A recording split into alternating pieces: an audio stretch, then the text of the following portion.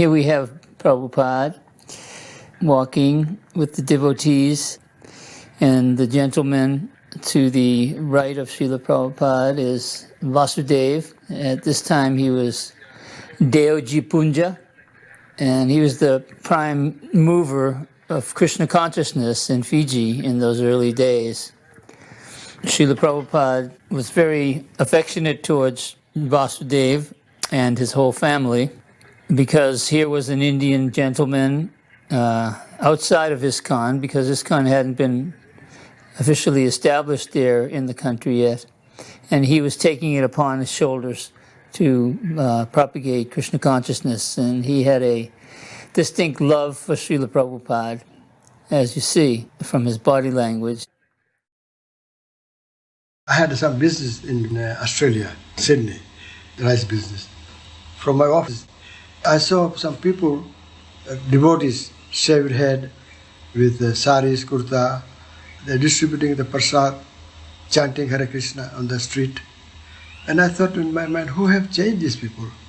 So I asked some devotees there, who is your guru and how you came to Hare Krishna movement? They said, our guru is Prabhupada, and he is coming after 1 month. Then after that I asked the rice growers people in the office, these people are chanting Hare Krishna, and who are they? They are taking drug and they're chanting Hare Krishna. So I decided, let me go to stay in their temple. So I stayed 2 nights there. I saw early morning they wake up 3 o'clock, cold shower they take, and the arti and singing Hare Krishna mantra. Who have changed these people? So I decided to meet Prabhupada. Suddenly I have some business in Fiji, so I came back. Prabhupada came to Melbourne. Nandrani met Prabhupada in temple and asked Prabhupada when Prabhupada going to Hawaii. Nandrani asked, can you tell me also the flight number? So Prabhupada told devotees, tell them the flight number. So Nandrani got the flight number, and Nandrani rang to us in Fiji. So Prabhupada's flight is staying half an hour. Nearly 2,000 people came to greet Prabhupada. We had advertised in papers and radio. When the flight came there, jumbo jet, when I saw Prabhupada, I suddenly paid Dandot obeisances. And first question Prabhupada asked me, is there any Radha Krishna temple here? So I said, no, Prabhupada, there is no Radha Krishna temple. There are so many small temples here, but not Radha Krishna temple. So you build nice, in Hindi, Badhiya sa mandir banao, he told me. I said, I'll try my best to build that temple. After 20-minute discussion, I paid obeisances to Prabhupada, and when I stand up, Prabhupada put his hand on my head, and I feel just like all my sins have gone. I began to cry completely. Prabhupada said, from today, you chant 16 rounds. And from that day I start chanting. I used to wake up 3 o'clock and I used to chant 16 rounds every day. There was certain Indian gentlemen who had this awe and respect for Srila Prabhupada. Devotees such as Caitanya-caritamrta and Mr. Shetty in Bombay. They act like old devotees from previous lifetime, old Vaishnavas that were reigniting their relationship with Srila Prabhupada in this lifetime. The unique position of Deoji, or Vasudeva, as he was initiated, was that he was the CEO of a very large and important many companies in Fiji. He was way up there in the elite of Indian businessmen. So he owned a chain of grocery stores. That was one of the retail businesses they had. And when the devotees were taken through the grocery stores, and we came to the butcher shop, and we were aghast, like, how is this possible? And when it was asked of Srila Prabhupada, well, what should we advise Vasudeva to do? Should we tell him that he should close down the butcher shop? And Srila Prabhupada said, no, he doesn't have to close the butcher shop at this time. See, this will come. We were just black and white, cut and dry devotees. We had no nuances in our approach towards Krishna consciousness because we were immature, spiritually immature, even at this so-called late date in our spiritual life, 1975. Prabhupada could understand that Vasudeva was in business. The business was well established in the islands for many, many years. And Vasudeva had his brothers and uncles and aunts, and his family was well immersed in this business. And for Prabhupada to say, no, you have to close down the butcher shop, that would be a point of controversy amongst the family members. Only Vasudeva at that time had fully embraced Srila Prabhupada. Prabhupada could understand that if Vasudeva became strong, if there weren't any preconditions put on his relationship with Srila Prabhupada having to do with his business, then eventually he would win over all his other family members. And as it turned out, most of Vasudeva's family members did embrace Vaishnavism. And some of them actually took initiation. Vasudeva invited him that next time when you pass from Nandi to Hawaii, next year you come and stay in Fiji. Stay in Fiji. Prabhupada says, I'll write to you when I can come. So Prabhupada wrote a letter to me. I'm coming in 1975. He rang from Hawaii.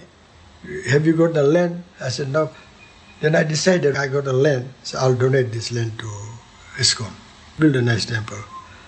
We gave a contract for $330,000. I didn't have any idea of how to build a temple.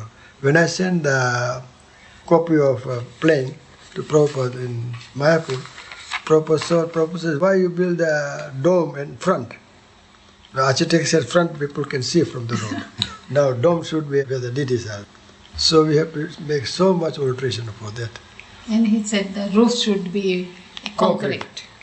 For collection, Vasudeva used to go early in the morning, 6 o'clock, with a BTG in his hand and Prabhupada's photo there.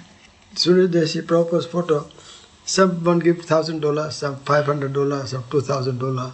Within 2 months, I collected $40,000. And then we got some loan from bank. Yeah. When Prabhupada first came, in the morning he was going for morning walk to Marine Drive in Lautoka. And after coming from morning walk, we had Guru Puj. His first program in Natambua Hall, Lautoka. Yeah. And the hall was full with people. Upstairs, downstairs, 2,000 people was there. Prabhupada gave lecture for 20 minutes in English. So Vasudeva requested, many Indians are here who don't understand English, so can you speak in Hindi? So Prabhupada gave same lecture in Hindi. And then he gave one program in Nandi, Ramakrishna Mission, and one at Ba. It was in theatre.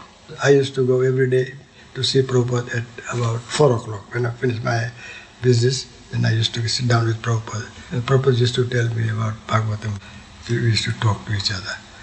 Once he didn't come, so after lunch and rest, he rang to call Vasudeva. Then we were sitting in the veranda. And one devotee was there, Sajjanashri. He asked Prabhupada that local people say that Kaliya is here in Fiji. And Prabhupada asked, are there any wild creatures here, like wild lions and serpents? And he said no. Then he said, then Kaliya must be, maybe here.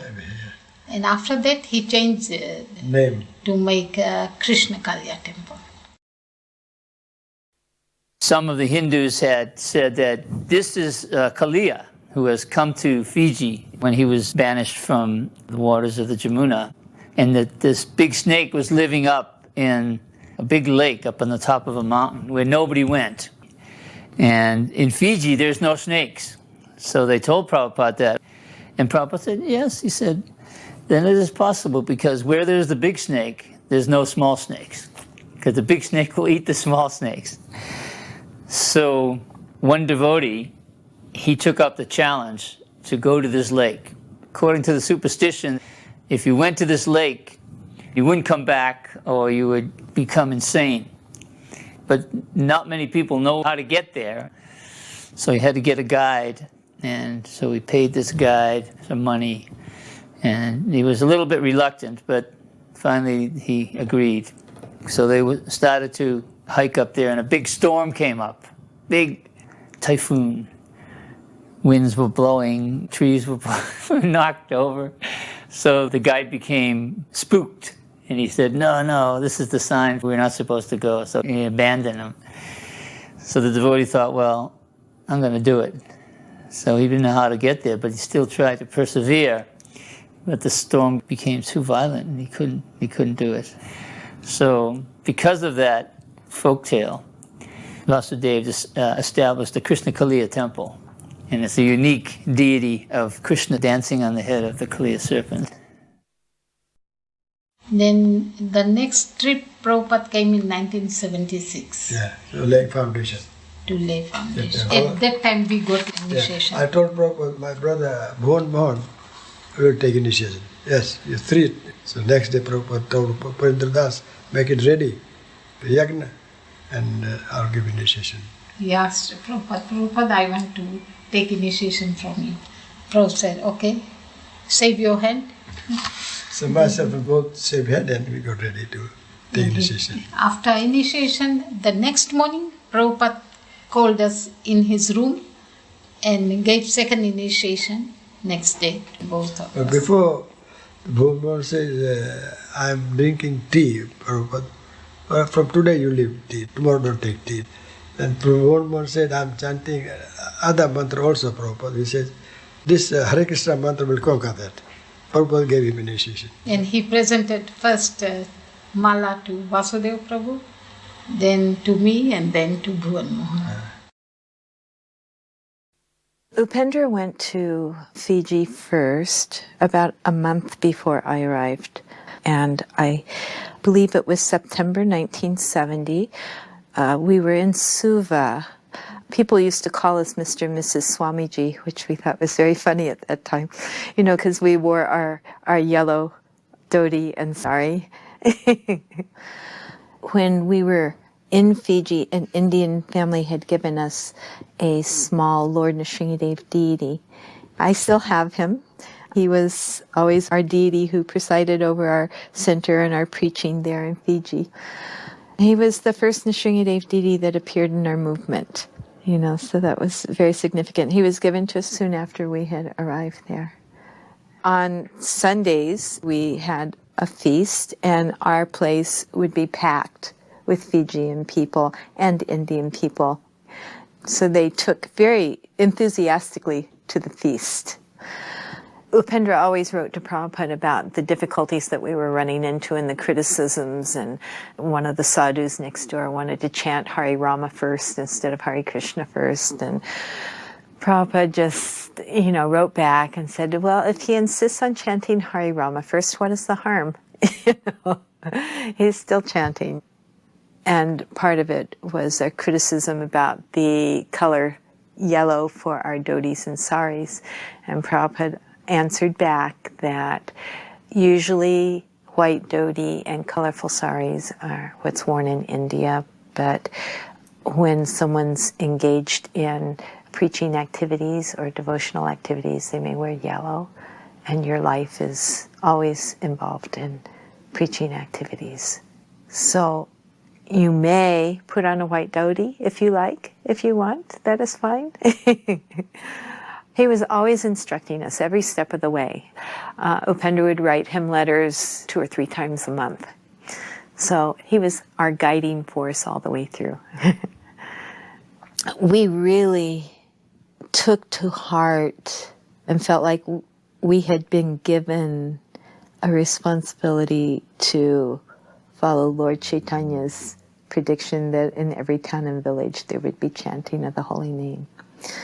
So we literally went to every little village that we could, and often we're hosted in a very humble place, ancient temples of Narayan or Kali or whatever, but we would hold a program and all the villagers would come. There would be simple prasadam. Then we'd go on to another village and make our rounds. We went to Lotoka. We had met Vasudev's father, who was a very elderly man at that point, and his 5 sons, of whom Vasudev was one of them. His father was a very devotional man and was always wanting to help in any way he could. And then we heard later how Vasudeva had come around to want to know more about Krishna consciousness and follow Prabhupada. And it was very exciting for us to see that from our humble beginnings, that Vasudeva was going to take up the mission and carry on Krishna consciousness there under Prabhupada's supervision. When we arrived in Fiji, I remember it was practically 1 o'clock in the morning after our flights from Australia, and it was Ekadasi. Of course, there was no temple then. We were staying at one Indian family's house, and they had prepared prasadam for all of us. And of course, it wasn't Ekadasi prasadam, but Prabhupada just said, it's okay, and that was it. So we took prasadam. So then we went to bed around 2:30 or 3 o'clock. So then, as Prabhupada did everywhere, when the sun was ready to come up, Prabhupada was ready for his morning walk. And that was always the case. It didn't matter how much Prabhupada was traveling, if he stayed in a place for 2 days or 2 weeks. As soon as Prabhupada got to the next place, he set his watch and he set his body and he just continued on. There was never any question, jet lag. The word didn't exist with Prabhupada. It wasn't something anyone talked about. Prabhupada never exhibited it. We went out on the morning walk and he would walk as quickly as he did everywhere for about an hour to an hour and a half. And then we had a program. Prabhupada always had a morning program. And he spoke. And then we had prasadam. And then Paramahamsa and I, we were just waiting for the opportunity to sleep again because we had only had like 3 hours of sleep. And for us, that was just really difficult. And we were hoping after breakfast, Prabhupada would take a nap. So I brought Prabhupada his breakfast, and then when he was finished, I came and took everything out, and Prabhupada laid down. So, I went back, I said, Prabhupada's resting. So Paramahamsa and I, we laid down. Of course, we fell asleep. We were out, and Prabhupada maybe took 15 minutes or something, and he was up. So finally I heard a bell ring. So I went into Prabhupada's room, and it happened a few times where I would literally try to wake up as I was offering obeisances and exercise my eyes. So Prabhupada couldn't tell that I was sleeping. And I sat up, and as soon as I sat up, he said, why are you sleeping? Like dead men. Everyone's awake, the karmis are all working, but not the devotees. No, they're sleeping. He said, you're sleeping very soundly. Why are you sleeping? And of course, when Prabhupada asked, why were you doing something wrong? I never had a response because whatever you said, he would just take that apart. So I just said, oh, Prabhupada, I'm sorry. And what about Paramahamsa? Why is he sleeping? He said, call him in here. And he goes in, and immediately Prabhupada says, you're a sannyasi. Your business is to minimize bodily demands, minimize sleeping, minimize eating. He said, why are you sleeping? And Paramahamsa said, well, Prabhupada, I have jet lag. And I thought, oh no. And Prabhupada said, jet lag? He said, well, we just flew from here and done this. And Prabhupada said, so? He said, I'm also flying. I'm doing the same thing. I'm awake. And then he said, all right, go on. Go sleep if you want. So we'll go back to the room. And of course, we wouldn't sleep. And sometimes 5 minutes would go by, or sometimes a half hour, and he'd ring the bell again. And you'd go in, and then he'd tell you to start reading, and he'd tell you some stories or something, and you would just know that he wasn't angry with you. He was always trying to save us from our own bad habits and trying to show us that becoming Krishna conscious is serious business, and one has to follow the process. Otherwise, gradually, one can fall away. But that was one of the things he would do after chastising. He would always have a way of being extra special nice a little later on, and then we knew that he loved us so much.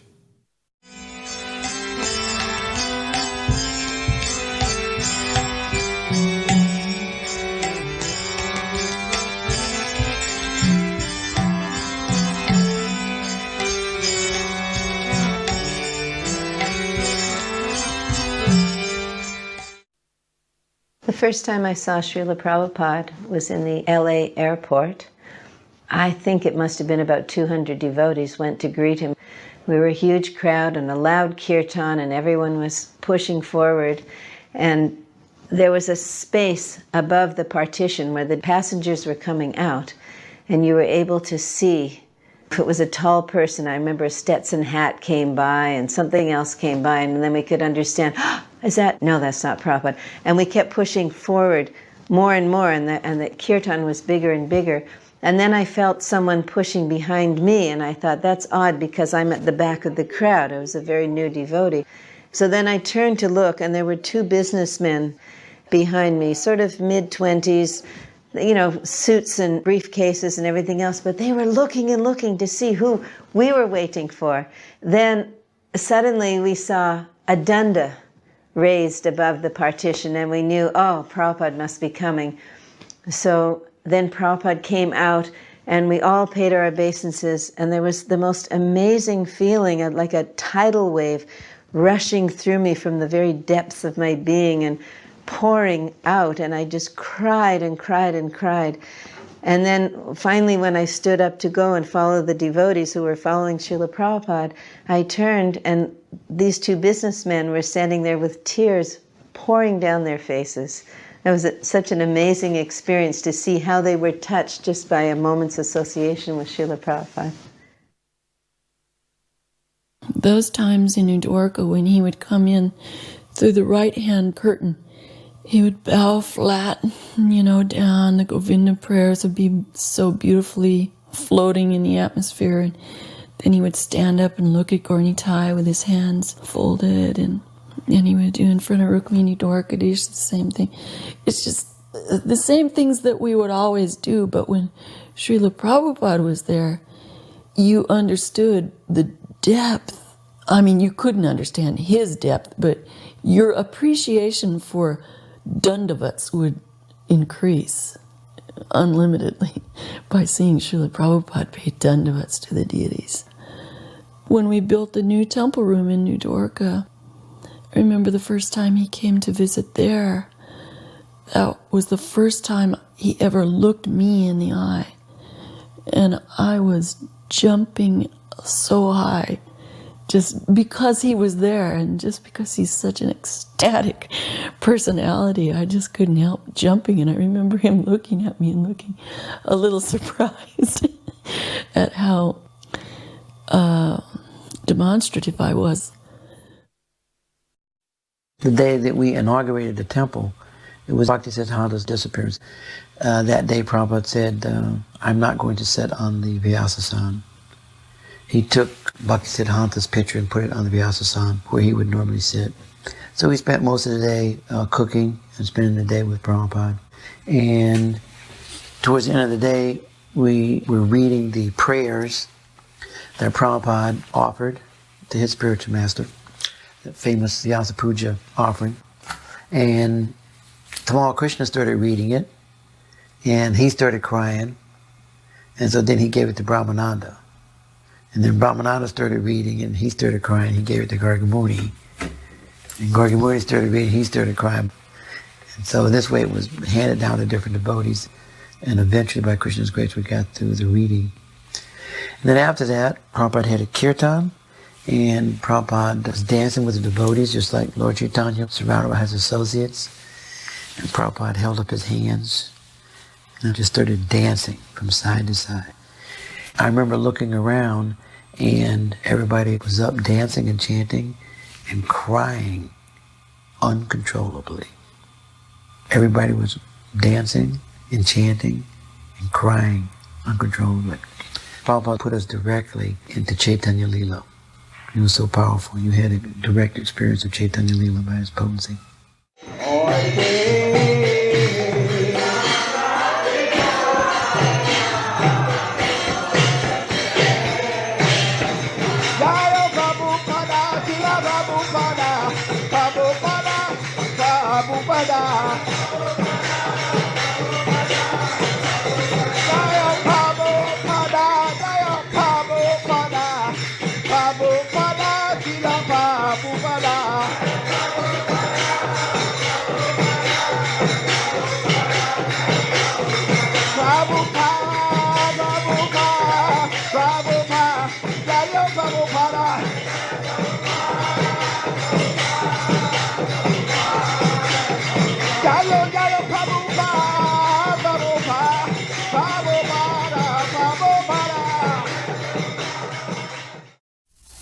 We simply follow the predecessor's instruction. That's it.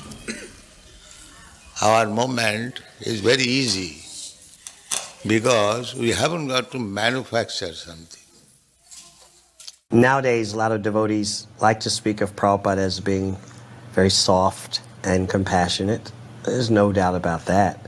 But his compassion often would manifest in the most determined, focused way. He was the personification of the expression strictly business. He had a mission to do, and left no doubts that he had a mission to do. And he expected his followers to be his assistants in his mission, and he would thank them for that, for helping him to please his spiritual master. If you will simply print and distribute my books in every language of the world, all over the world, automatically Krishna consciousness will spread. That was spoken in Los Angeles. I never forgot that. It was like the master stroke for ending all kinds of speculation. Prabhupada just laid it on the line. It was not that the ISKCON leaders were fanatical. It's just that Prabhupada laid it all on the line, and this is what he said. What could we do? Except try to fulfill his desire the way he said it would be fulfilled. That was our only value. Back then, devotees knew our only value is to just try to fulfill Prabhupada's desire the way he wants it fulfilled. We are receiving the transcendental knowledge through Guru Parampara, succession. So we have to simply take instruction from Guru, and if we execute that to our heart and soul, that is success. That is practical. I have no personal qualification, but I simply try to satisfy my Guru. That's all. My Guru Maharaj asked me that if you get some money, you print books. Prabhupada was teaching us the Sri Upanishad in the mornings. We could barely do anything. I mean, at least certainly myself. And the Sanskrit was just a blur, at least to us. And Prabhupada was teaching us the Sanskrit. And he would offer his obeisances before the three altars, and when he would sit down, we would all bow down. And then we would come up and we would chant the mantras. And only Caitanya-caritamrta really was learning them, and a couple of the devotees. And after maybe a week of this, he could tell we weren't taking it seriously. Prabhupada said, I am writing these books for you. You have to know these books. He said, if someone stops and asks you, can you read this, the Sanskrit? And you say, no, I'm not reading, I'm just selling. Prabhupada said, what is that? I'm writing these books for you. And it was just pleading with us, so then we took it very seriously after that to learn the Sanskrit. Yes. So I took up this from his mouth, that he is very fond of books. And he told me personally that if you get some money, print books. Therefore I am stressing on this point. Where is book, where is book, where is book? So kindly help me. This is my request. Print as many books in as many languages and distribute throughout the whole world. Then Krishna consciousness movement will automatically increase. The dance troupe portion of the Vaikuntha Players was in town, and they asked me to do musical accompaniment for a special showing, The Killing of Pralambasura, in the old temple room, only for Srila Prabhupada. There was narration from the Krishna book, and they acted out a dance drama pastime. So only Srila Prabhupada, his servant, and maybe one other devotee were in the temple room at the time. And I sat at Prabhupada's lotus feet with a mridanga, singing different bhajans to accompany the pure dance segment of the dance drama. And occasionally I would look up at Srila Prabhupada to see his reaction. And when Lord Balaram killed Pralambasura, striking him with his fist. At that moment, I looked up at Srila Prabhupada, and his mouth dropped open, his eyes got very wide, and then he began smiling and laughing, and you could see he was totally immersed in the pastime, and he really expressed his appreciation of how hearing the pastimes was so important. And that's what made this so special, was that the story came to life by hearing the words of the pure devotee right from Krishna book, and then the dance accompanying it. It happened on 3 different occasions. I went in and Prabhupada was reading Krishna book, and he said, if you just read this one book, you can be Krishna conscious. He said, you don't have to read hundreds of books, just this one book. And he had his glasses on, and I was sitting in front of him. Then he just looked at me and he said, you don't even have to read the whole book, just one chapter. If you just read one chapter of this book, you can be Krishna conscious. And I'm just nodding my head, yes, Prabhupada. But he just kept staring. And then he said, you don't even have to read the whole chapter, just one page. And he just ran his finger down the page. And then he's looking, and he said, you don't even have to read the whole page, just one line. And he ran his finger across the line of the Krishna book. And I said, yes, Prabhupada. And he's still looking. And he said, you don't even have to read a whole line, just one word. And he pointed to a word in the book. He said, just one word of this book, if you read, you can become Krishna conscious, because Krishna is in every word. And then he put his head back down into the book, and I offered obeisances and I left. But he said that about 3 different books to me over a year. If you just read this one book, once it was Nectar Devotion, once it was Bhagavad Gita, once it was Krishna book. But he said, any one of these, if you just read this one book, you can be Krishna conscious. You can understand. Krishna is in every word. And this is what Prabhupada gave us. Nobody else has given us this. This direct connection to Krishna through his pure devotee. Different people are coming to visit Prabhupada. So everybody's bringing Prabhupada something. So the first person comes in, gives Prabhupada a nice gold Omega watch, real gold watch. Prabhupada says, thank you very much, puts it on, takes the watch he had on, and gives it to whoever was there. Then another person comes in, gives Prabhupada a gold Rolex watch. That must have been at least $3,500. He takes off the gold Omega, gives that away to somebody, puts the gold Rolex watch on, thank you very much. Then another person comes in and gives Prabhupada a Seiko, the cheapest of all 3 of them, right? Maybe it was a $100 watch.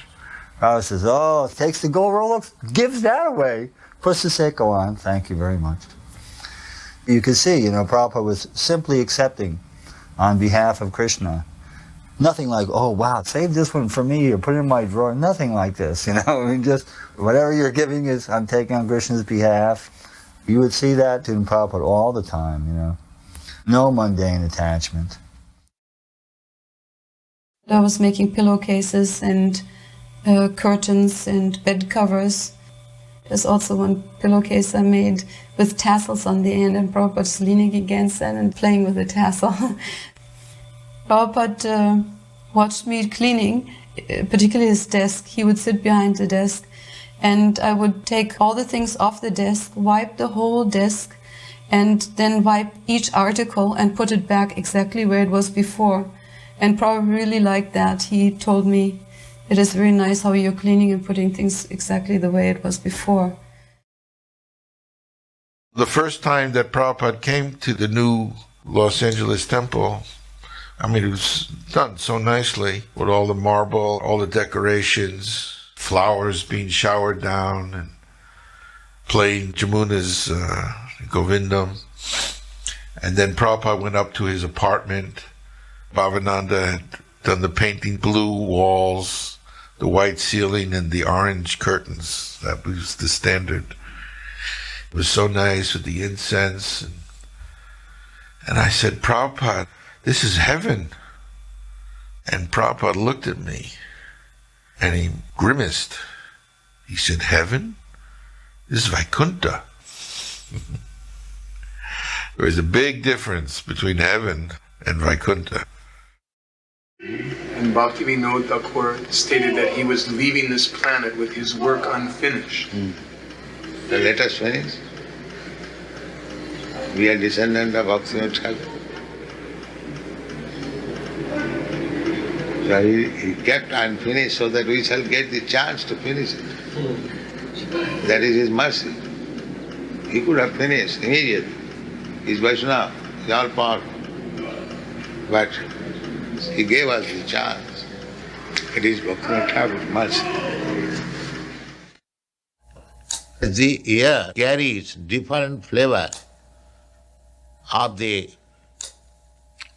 physical elements. This is probably the most intimate scene we've ever filmed of Srila Prabhupada. Vishaka was doing the recording of the sound and I was shooting the 16mm camera. Really the reason we got a chance to film this scene goes back to the Gurpurnima Festival of 1974, where we premiered the first ISKCON film documentary, The Hare Krishna People. Srila Prabhupada appreciated that film and encouraged us to make more films. I thought at that time that I would eventually want to make a documentary on Srila Prabhupada's life. So I asked him if that would be possible. And his reply was, what is the need? And I said, in the future, people will want to know who started the Hare Krishna movement. Srila Prabhupada thought for a moment and then gave his consent to make the film. We didn't have a script at that time. I just thought we should film Srila Prabhupada in as many different situations as possible. So in the summer of 1975, Srila Prabhupada came to LA, and we shot more film during that week than I think any other period of time. I was most nervous shooting this scene of Srila Prabhupada translating, really in fear of disturbing him. But we can see that he was totally absorbed in his translation. And I don't think anyone else could have done that, to have a large 16mm camera pointed at them, at the same time being fully absorbed in their work. And it really must have been a distraction for him because we had set up lights inside, otherwise there wasn't enough light. And actually at the end of this scene he looks up and speaks to me. And at that point I panicked and immediately turned off the camera. So it was just definitely his mercy that he allowed us to film so many different varieties of scenes during that time in Los Angeles. I stayed in LA from 73 till 76, and whenever Srila Prabhupada was visiting, I would rise very early, sometimes at 1 o'clock, 1:30 was normal, and I would go behind the temple. And there was an alleyway behind the LA temple. There was a laundromat that the devotees used, and it was dark and creepy at night. But anyhow, I went there, and standing behind the temple, you could look up at Srila Prabhupada's quarters, his darshan room window, and he was always there, no matter how early I got up. He was always already sitting there, and sometimes I could hear him softly chanting japa. It's mostly summer there and the windows were open, or quite often I would hear him translating. And I would chant my japa softly down there and think that I was protecting Srila Prabhupada because it was a dark alley and he was silhouetted in the window. You could see him, and I was always afraid someone would come. You know, it was the time of John F. Kennedy and Martin Luther King, and these people had been shot. So I used to get up early and chant there and protect Prabhupada. But it was nice because I felt like it was a little time with him. I could hear him translating or hear him chanting. Srila Vishwanath Chakravarti Thakur gives in this connection a description of the difference of the Supreme Personality of Godhead and ordinary living being. The first time we were in Los Angeles, Srila Prabhupada went down there from San Francisco. This is in Los Angeles, 1968. And at that time, we joined him. Prabhupada was living in this apartment that was so noisy. There was a guy who liked loud music at night, which was disturbing to Prabhupada. But one of the things that happened there that's very nice, Prabhupada had started teaching us up in San Francisco. This is just after he returned to America. We had expressed a desire to learn Bengali and Sanskrit. So every day we would come into his room at a certain time, and he would recite the alphabet, and we would recite it after him. And then he would talk about it. I really wanted to be able to read Caitanya-caritamrta, but I couldn't because I didn't know the language. So Prabhupada taught me one verse from Caitanya-caritamrta, which, by the way, was not printed at this time. Remember, there's only his big Caitanya-caritamrta, which was always open every morning when I cleaned his room. That's what he would read in the early morning times, was his Caitanya-caritamrta. I would find it open. It was beautiful. It just glowed. And I would clean it very nicely, and I would wish that I could read it and everything. He knew that I had this affection for Caitanya-caritamrta. And so he taught me a verse from it. And he would ask me to sing it every day. Sri Krishna Chaitanya Nityanando Shahodito Gora Daye Pushpa Banto Chitra Shando Tamonito. And he explained that the meaning of this verse is that normally the sun and the moon don't rise together. But in this case, both the sun and the moon have arisen over the land of Gauda. And they're Lord Chaitanya and Lord Nityananda, who are just like the sun and the moon, and they're dispelling all the darkness of the world. And every day he would say, Govindasi, have you remembered that verse? And I would sing it to him. I never forgot it. And he was so happy. He was so delighted. So then we went down to LA, and many times he would ask me, have you remembered that verse? And I would sing it to him. He loved it. While we were in LA that time, this is the first time, we would sit at the kitchen table and write the letters. We were learning the alphabets of Sanskrit, Devanagari. And one time Prabhupada came into the room, and he looked over our shoulder at what we were doing for a few minutes. And then he said, Krishna does not need our service. He simply needs our love. He simply needs to see we're trying to serve him. Just like the teacher may see that the child is making scribbles, but he sees that the child is trying, so he feels happy. So it's like that. Krishna doesn't need anything from us, but he wants our love. He wants to see that we are trying to love him. It was a very profound instruction. And that was a very sweet time. I was working on the cover of the Gita, the original Gita, the purple one, and he was supervising it. It was a universal form. It had a lot of arms, but Macmillan took them all off. But the drawing that Prabhupada had me do had lots of arms. So Prabhupada would come in, and over my shoulder he would guide me in doing that. When Prabhupada took a nap, I would sit quietly and read. The books that Gursinder had gotten were the Caitanya-caritamrta. They were done by an Indian. They were the only Caitanya-caritamrta in English prior to Prabhupada's. 7 skinny little books that Gursinder had bought at some Indian store in New York. It wasn't Gaudiya Mat. It was a translation by some scholar, but they were nice. They were better than nothing. And so I used to sit on the floor and read them while Prabhupada was resting, because we didn't have any books. Just remember, the Gita hadn't been printed. There was only the 3 volumes of Srimad-Bhagavatam. So I would sit and read them, and Prabhupada could see how much we liked them. And that was when he decided that he would translate Caitanya-caritamrta. And Gursinder was learning Bengali, so he would do the transliteration. He would give me a tape every day, and I would transcribe it. If you look in the front part of Caitanya-caritamrta, some of my friends have requested me to do. It's because we were so eager to have Caitanya-caritamrta.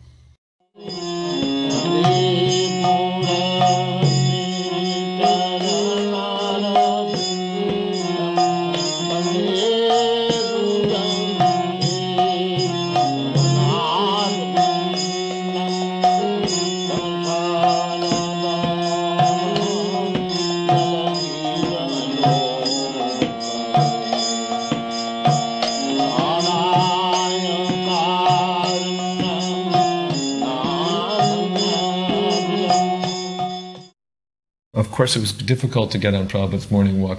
The scene that stands out in my mind is one or two cars parked in that alleyway next to Prabhupada's quarters on Watseka Avenue. 2 cars ready to go, packed, just packed with the most competitive sannyasis and senior devotees who would do anything to get on that morning walk with Prabhupada. And if you weren't in that top echelon, it was pretty tough to get on those walks. But anyway, somehow or other, from the lower echelons, I did get onto a couple of them. One thing I remember is just how much Prabhupada walked and how fast Prabhupada walked. I was so grateful to be on the walk, and then I was so exhausted trying to keep up with Prabhupada and the devotees. It was really quite something. Prabhupada had become very disturbed. He had learned that his manuscripts that he had written through amazing sacrifice of sleep, he stayed up at night and dictated his books. They had been sent in to our New York BBT office, and they had not done the production. He had written so many books with commentaries, and they were just lying there. So Prabhupada had flown into Los Angeles, and it was a very tense beach walk. He was discussing how important it was to publish these books, and how upset he was that they were lying there, and he was demanding that they be published right away. He then asked, how long will it take? So Radha Ballava from New York was there, because he had been a production manager. So we pulled ourselves back, and we discussed, how long will it take you to get me the book so I can send them to the printer? And he told me that he thought we could do 1 book every 2 months. I mean, at this point, we were doing 1 book every 4 to 6 months. So we went back into the walk, we caught up again, and we told Prabhupada, we think we can do 1 book every 2 months. So Prabhupada turned around and said, I want all 17 books done in 2 months. I just blurted out, Prabhupada, that's impossible. At that point, Prabhupada stopped walking, and he had a cane, and he planted it in the sand. And he turned around and looked at me very gravely and said, impossible is a word in a fool's dictionary. And there was complete silence. We were all stunned. We were just completely stunned. Here's Prabhupada, perfectly in touch with Krishna, telling us that this can be done. It seemed to defy the physical laws as we knew it. So after some very long moments of silence, Prabhupada started walking immediately, and the senior devotees, they just turned and started staring at me, like, so what are you going to do? So this was a matter of just absolute blind faith. Either you believed or you did not believe. It was that type of moment where you commit. Never mind what your intelligence is telling you is possible. So Radha Ballava and I kind of fell back again, and we just started talking again. We have to do this. This can be done. And all of a sudden, we started coming up with ideas that we hadn't thought of. And we just started getting ideas of different parallel production lines and turning the production lines into 24-hour production lines with 2 or 3 shifts, and recruiting devotees from all over to help us with this, and on and on and on. And this was all happening in the span of just a few minutes. We were just being flooded with these ideas. And we both realized that in order to do this, we all had to be together in one central place. And it seemed more logical to do it in Los Angeles. We have the housing for everybody, and we can expand easily. So then we caught up to the walk, and we said to Srila Prabhupada, if we're going to do this, we have to move the entire BBT division from New York to Los Angeles. The art department, the production, everything. And Srila Prabhupada approved that. He said, fine, do it immediately. And we started. I was a very fast typist in the composing department, so they were trying to round up any of the past composers to get them all on board. And they flew me out from New Vrindavan to Los Angeles. I tell you, that was so nectarian that because of the support system that Ramaswar set up, a family was designated to cook or to maintain that devotee, do their laundry, feed them, because we were staying up in the nighttime, kind of irregular schedules, just to keep it around the clock, all the composers, the composing machines filled up. I saw as the days went on in typing this nectar from the Caitanya-caritamrta, the pastimes, the loving relationships between Lord Chaitanya and the devotees, that it was so sweet. I was able to just go beyond whatever limits I had before. And I was up all night and day practically. Just stopped to chant and to eat and sleep very little. And in fact, on one morning walk, Radha Vallabha had said to Prabhupada, Prabhupada, there's one Mataji who is practically not eating or sleeping. She's just typing all day and night. And Prabhupada said, yes, she is running on spiritual energy. He was speaking about me, as he told me later. So the 17 books got published. The last book came out probably on the last day of the 2-month cycle. And we called the secretary and we told him, it's done.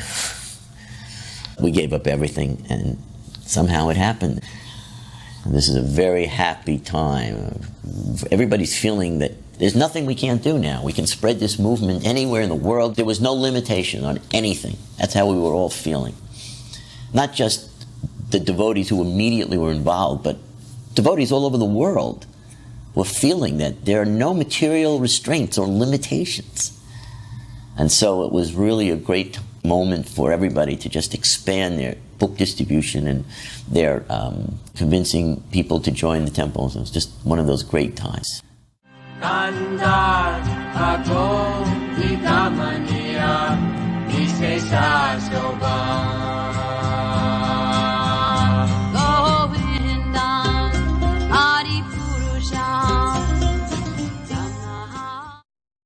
There was such a innocence, enthusiastic innocence that made everything very, very beautiful. And I just remember at all the programs, everyone would come with so much enthusiasm and excitement, all cleanly, freshly showered with beautiful fresh tilak.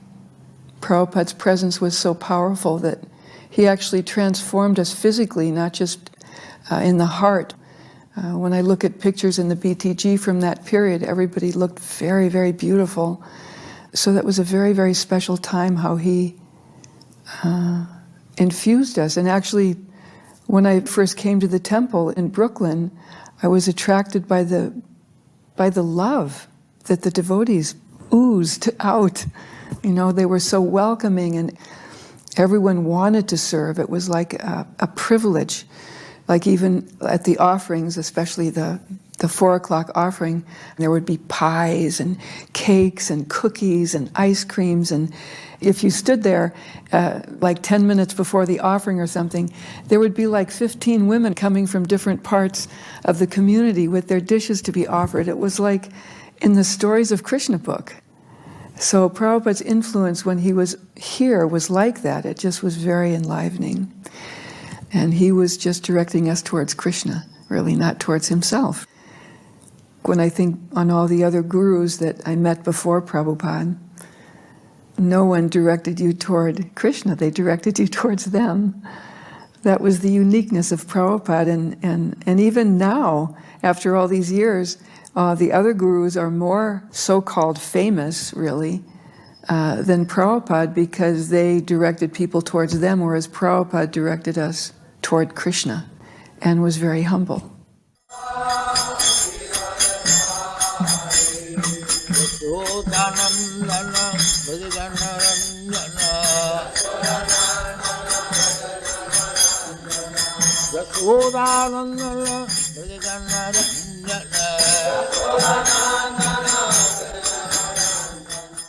Srila Prabhupada gave some wonderful classes.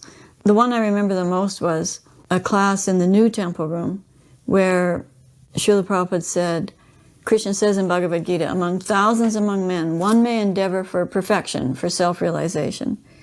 And out of many thousands of such men, only one may know me in truth. And so then Srila Prabhupada looked around at the temple, and the whole temple room was packed, and the whole balcony was packed. I was sitting up in the front of the balcony so I could see clearly. And Srila Prabhupada was looking at all of us, and he said, so does this mean that only a few of you are going to become Krishna conscious and be with Krishna? He said, no, every one of you can be with Krishna. Every one of you can know Krishna in truth. You have come to Krishna after past lives of making progress in spiritual life. But Srila Prabhupada was saying that when we come to Krishna consciousness, we take up where we left off in our past lives. So someone might come and they might struggle with the very simple things, even after years. And someone might come and they might very quickly become a very advanced preacher or have wonderful spiritual realizations right away. And Srila Prabhupada explained that that's because of past development in past lifetimes. But Srila Prabhupada was saying that every one of you can be with Krishna. Prabhupada was coming to Los Angeles. We lived in San Francisco. I went down with Jayananda and would spend a few days in LA while Prabhupada was there. And Prabhupada had the habit, of course, of coming down those stairs and then coming out that side door and then getting into his car and going for a walk. And so the devotees would kind of hang out there just so they could get a glimpse of Prabhupada walking to the car. So I got there early one day. I wanted to be right there in front and see Prabhupada. I was there, nobody else was coming. It was cold, and I was scantily dressed, just my dhoti and no shoes. And so I'm thinking, where is everybody? This is going to be fantastic. Prabhupada can't miss me. I'll be the only one here. He's going to come out and go on his walk. This is going to be so far up. But it started getting later and getting close to class time. I'm waiting out here. I'm not even going to get in the temple room, basically. So I finally think that, well, Prabhupada's not coming. I got to get over and get into the temple for class. So I start making my way in to the temple, and it's like packed. And Donavir comes over to me and he says, do you want to put sandalwood pulp on Prabhupada's forehead? And I said, sure I do. So that got me right into the temple. So Prabhupada comes in and he greets the deities and sits down. And I guess somebody urged me, okay, now it's time to do that. So I got up there and stood in front of the Vyasasana, and Prabhupada leaned forward, and I put the sandalwood pulp on his forehead. And all I can remember was like sticking my hand in a wall socket or something like that. It was just like, it was electrifying. I don't know why. It was probably just all in my mind that this is Prabhupada and this was just really special. That was a special incident. And that was all. I just sat down and listened to class after that. One time, Rameshwar Prabhu called us all into the temple room for an emergency istigosti one evening and told us that Srila Prabhupada was in Hawaii, but he was very, very ill, and he was coming to Los Angeles that night, but no one should go to the airport and greet him. We should be very quiet around the temple. No one should try to ask for darshans or anything like that. Prabhupada was ill and he was coming to rest. We wouldn't see him at all. So at the end he asked for questions. Now my only service to Srila Prabhupada, a direct service, was to make these cookies that he gave out to the children. So I raised my hand and asked, well, should I make the cookies? And he immediately said, cookies? I've just been telling everybody that Srila Prabhupada's so ill. You think Prabhupada's going to give cookies to the children? And I just felt so bad. So then I went home and I was crying like anything, telling my husband, but it's my only service to Srila Prabhupada. And I guess to pacify me, he said, never mind, service is absolute. So you go ahead and make the cookies and bring them over, just as you usually do, bring them to Guru Puja. And later you could offer them to a picture of Srila Prabhupada and distribute them in the playground to the children.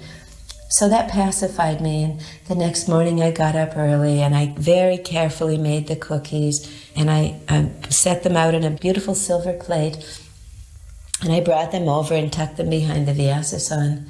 And nobody expected Srila Prabhupada to show up for Guru Puja. We knew he had arrived in the night, but we knew he was very ill. And just before the curtains were to open, suddenly the door to Srila Prabhupada's quarters opened, and there was Srila Prabhupada, looking so ill, and he was being held up by two people. And the curtains opened, and they laid him down to pay full dandavats in front of Shri Gornitai. Then they had to pick him up again. He was so weak, and they helped him again in front of Rukmini Dwarkadish and laid him down again, up and again in front of Lord Jagannath. And by that time they were back at his door to go back to his quarters. And Srila Prabhupada said, no, there should be Guru Puja. And so they helped him up to his Vyasasan. And so we had a very short Guru Puja. And then they climbed up to help him down, and Srila Prabhupada said, no, there should be class. And so then Srila Prabhupada gave class, and I remember that even though he was speaking into the microphone, you could hardly hear him because he was so weak, and he was sitting with his head, all like fallen forward. He was so weak. So then again, after a short class, they went to help him down again, and Srila Prabhupada said very audibly into the microphone, no, where are the cookies? The children are waiting for their cookies. And I went, oh, I've got the cookies. And I ran and brought the cookies. I was so happy. Srila Prabhupada remembered the children. He was so ill, but he had that heart for the children.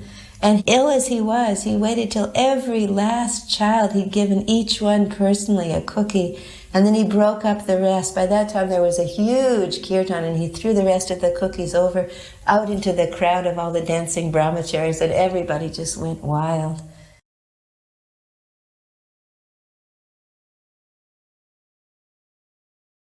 There are so many different sides of Prabhupada and qualities and characteristics.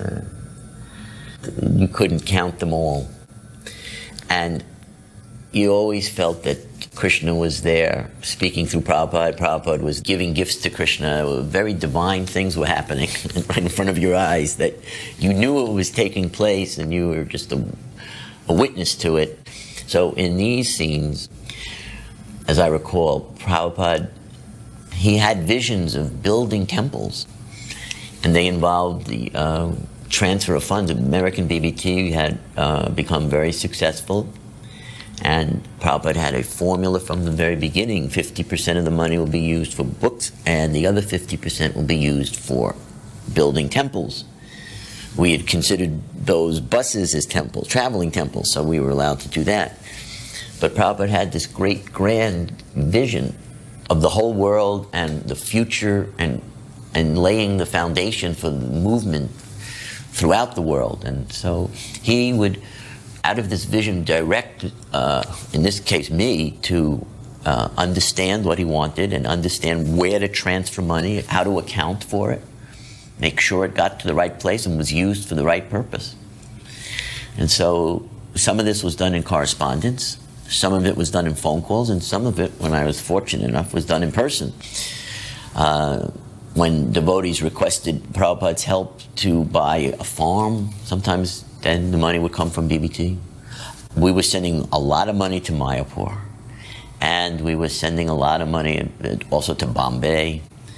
So Prabhupada's vision was so all-encompassing and global. We didn't know what was going to come up next. We just knew that he had already seen everything, and now it was just unfolding, and he was letting us in on it, step by step. That's how we experienced Prabhupada building up the movement. I wouldn't even use the word business because it just doesn't do justice to what was really happening, this great grand vision. And Prabhupada just directing like a conductor in an orchestra, all the pieces to fall into place gradually. But he had already seen it when it's full composition, grand performance, and we weren't there yet.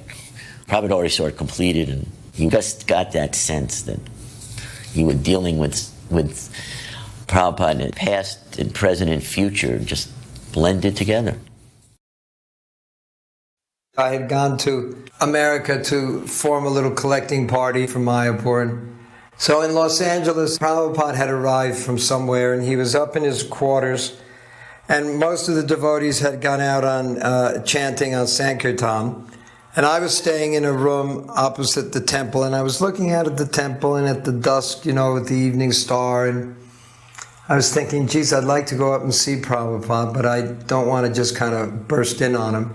And just as I was thinking that, Upendra came walking out of the temple across the street, and he looked up and he saw me and he was waving me to come.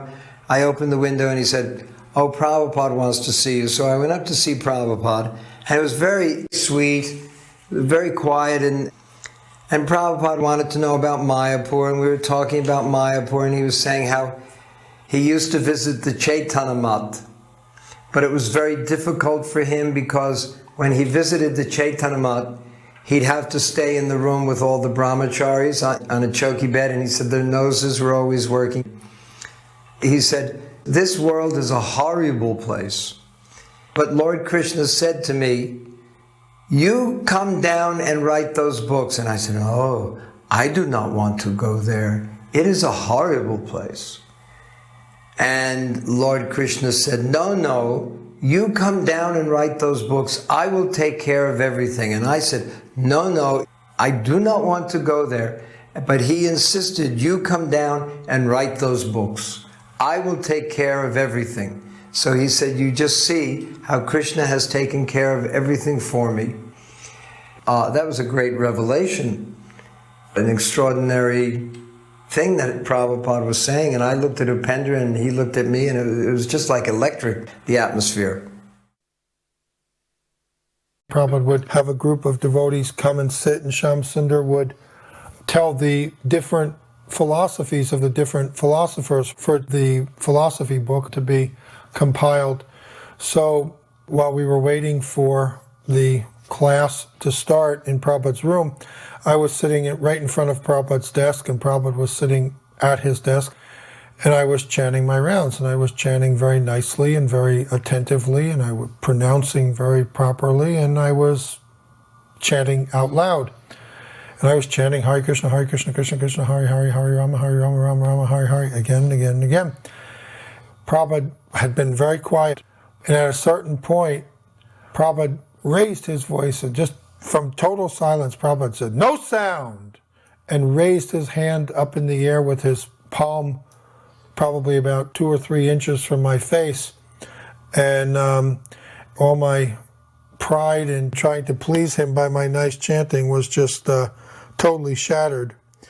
What I understood from that is that one shouldn't make a show of their chanting in front of the spiritual master.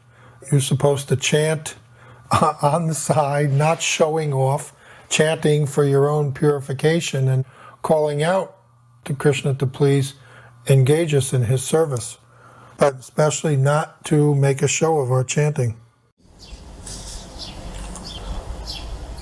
Mahaprabhu, they have already taken 1.5 lakh from me.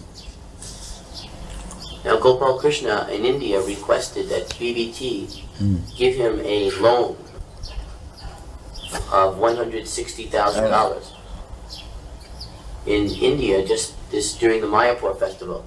He requested a loan from a US BBT for $160,000, which would be used to construct the second residence building. So how will you pay back? His plan was that the American temples would purchase rooms, and over a period of 4 or 5 years, they would pay that money back. So is that still approved by you, by your divine grace? Yes, I know that. The only thing is that we will have to delay the loan, because for the next 3 months, all our money will be used to print these 17 books. Fastable books, then loan. However, we cannot hold up printing, that is not possible.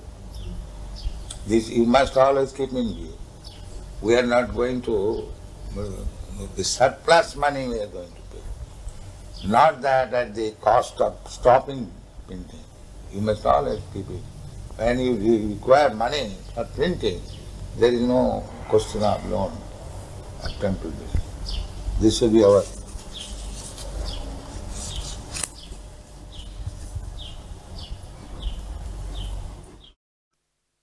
I had written an article for Back to Godhead magazine about how we're not the body, very basic philosophy. And the editors thought that the written part of the article was fine. They didn't have a problem with that. But they questioned my illustration for it because I more or less dissected the human body into different parts, the head, the chest, the legs, the arms, and tried to point out how we're not these different parts. And the editors felt it was too anatomical, and they didn't really want to use it. But they thought that since Srila Prabhupada was there at the time in Los Angeles, I should ask him his opinion. So I went up to Prabhupada's room with a mock-up of the article showing the illustrations, and I explained to him the concept. And I didn't get the answer that I was looking for, either yay or nay, but I got something far more valuable, because I saw that although Prabhupada had thousands of disciples and dozens of temples all over the world, so many responsibilities, he gave his full undivided attention to this one teeny tiny little disciple and the teeny tiny little article, 3 or 4 page article. It was like nothing else existed for those few minutes. He was fully present to this question that I was asking, and he was unhurried. He was not going to make a quick decision, but he really looked at the illustrations and thought about it. And on top of that, he was very thorough. He felt he couldn't make a decision about the graphics without also reading the text that went with the graphics. So it was a great lesson for me in terms of making decisions in Krishna consciousness.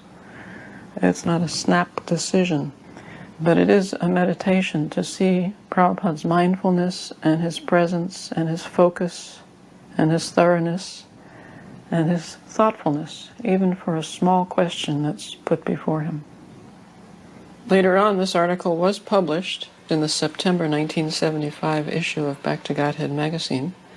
The illustration with all the different bodily parts wasn't used, but instead a painting by one of the devotees. The artist had a meeting with Prabhupada in his quarters, and at that time, Bharadwaj was having all the artists take drawing classes where the model would move around and run around in the middle of all the artists and then run out, and then the artist would have to remember and then draw it after. So I just couldn't relate to all these drawing classes, partly because it was too difficult for me. So we wanted to ask Prabhupada whether he actually approved of these drawing classes. So during this meeting, Parikshit Prabhu was asking Prabhupada about the classes. And Prabhupada answered, yes, morning and evening classes we should have. So Ramaswar said, no, Prabhupada, we mean the drawing classes. So Prabhupada said, but I mean the morning and evening Shastra classes. The real technique of any art is hearing and chanting. It doesn't matter what else you do for the rest of the day, but you must attend the temple classes. Then, by advancing in Krishna consciousness, the Lord is in your heart and He'll give you directions how to do your art.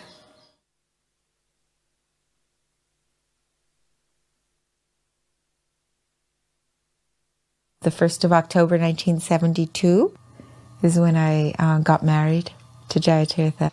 This was the first marriage in New Dwarka that we didn't actually get married in the temple room because some devotees were getting married and not taking their vows seriously. And Prabhupada was getting a little disturbed about that because they were getting married and then they were leaving the movement or they were leaving their partner. So Jayatirtha had been married once before and his partner had left. And so Prabhupada said, no, you can get married, but not in the temple. So we got married in Nandarani and Dayananda's garden down the road on Watsiko. And there were 3 couples that got married at the same time. So we invited Prabhupada to come because he was in New Dwarka. And Prabhupada wasn't feeling that well that day, so no, he didn't come. But he said to bring him prasadam. So we had the wedding, and then Jaitirtha and I went in to see Srila Prabhupada in the garden. And so I came in my pink sari, tied together, as one is, straight off the fire sacrifice, you come in and we had the prasadam and everything. And Prabhupada was giving all these lectures, I just remember, about a beautiful wife is the enemy to the husband. Prabhupada had a wicked sense of humor, though. So anyway, I was bringing the plate in, and we had all the gopi dots on, everything was in order, all beautifully attired. And Prabhupada was sitting on his chair in the garden, and Prabhupada looked up and he said, "Oh, she is beautiful." And then he winked at me, and I went, "Oh no, I'm already an enemy." I didn't say that, that's what I thought. And then Prabhupada said, "Oh, come, sit down, And so we brought him the plate of prasadam, and then he took the drink, and it was an almond drink. And he took a sip of it, and I can still remember with his little finger up in the air, how Prabhupada did in his silver goblet. And then he looked down at the plate, and then he said, "And she can cook." And then he used to move his head from side to side, like, acha. But it was just the sense of humor Prabhupada had at that kind of really important day in my life. It was just so warm and loving, and it was like he was my father. I remember one time we were in the garden, I asked Prabhupada about chanting fast on japa. And he said, yes, you can chant Hare Krishna, Krishna Krishna, Hare Hare, Hare Rama, Rama Rama, Hare Hare, but you must hear all 32 syllables. He demonstrated. And then he said, Haridas Thakur was chanting fast. He was chanting 333,000 names. So he asked how many rounds that was. Karandar calculated it was 192. Then Prabhupada said, so if he was chanting 5 minutes per round, how many hours would that take? And Karandar said 16. So I said, yes, he was chanting 16 hours of japa. If you do not know the art, and if you want to do some benefit to the others, then that is cheating. Suppose a physician, he does not know what is the medical science, and if he wants to become a physician, that is cheating. Quack. I hope through the study that I'm doing with the devotees and the book that comes out of it that it will help them not be cheated any longer and show them the right way. Yes. He's advising his patients that they should chant Hare Krishna and come to the temple. Then is then you are friend. Another thing I would like to do is go to Gurukul and test the children and show what NBC did was very false and unfair. In television, they did a very bad story on Gurukula. Yes, they cheated. He wants to cheat and get some money. That's all. He wants to because the whole so-called human society is combination of cheater and cheated. So anyone who is acting without Krishna consciousness is a cheater. And anyone who is thinking himself advanced without Krishna consciousness, he is cheating. This is the basic truth. I mean Krishna consciousness, God consciousness. Without God consciousness, everyone is cheated. We were walking right along the shoreline, and Prabhupada was talking about the pebbles on the shoreline, that we are like those pebbles. He said, Tatastha Shakti means in the margin, and turn toward Krishna or away from Krishna. Sometimes the pebbles are covered by the water, and sometimes they are uncovered. He made it sound like it was almost very random. But he said that's similar to the position of the living entity as marginal energy. For him, the Tatastha region wasn't an area in space or something. It was the attitude of the souls. The jivas form the Tatastha Shakti. They have the capacity to turn toward Krishna or away from Krishna by nature. And that is the meaning of this marginal energy. On one of these walks with Dr. Judah, Srila Prabhupada was explaining that the way to become Krishna conscious is through the practice of devotional service, of sadhana. And that if you don't practice getting up in the morning, going to arti, chanting, shravanam, kirtanam, all the various ways to practice devotional service, then there's no question of you becoming Krishna conscious. You can't become Krishna conscious without engaging in the activities of devotional service. And so I made some kind of comment, some kind of foolish comment came out of my mouth about the importance of this or that. And Srila Prabhupada turned around and told me that he had been explaining this to me for 100 lifetimes.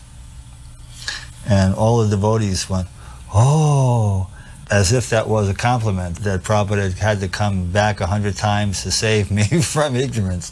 But Prabhupada actually meant, at least I took it in a way, that this is how foolish you are, that after 100 lifetimes you're still not getting the message that Krishna consciousness has to be practiced. One time on one of these walks on Venice Beach, I said to Srila Prabhupada, because you always want to say something that Prabhupada would appreciate. I said to Srila Prabhupada, it seems to me that since you've come here to Los Angeles, the deities are looking even more beautiful. And Prabhupada was walking, and after a few moments Prabhupada said, that is my anxiety. And he didn't say more than that, he just kept walking.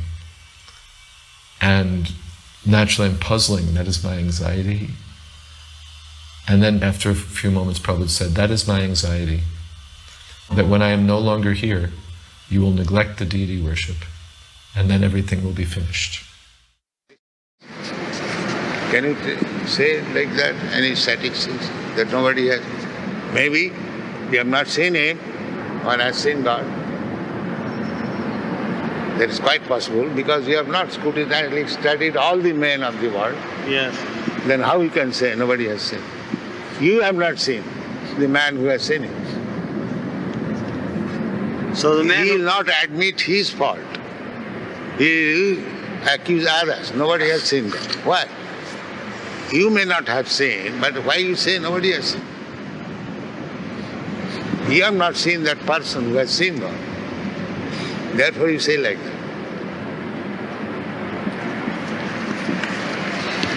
So those people who wrote the Bible did not see God.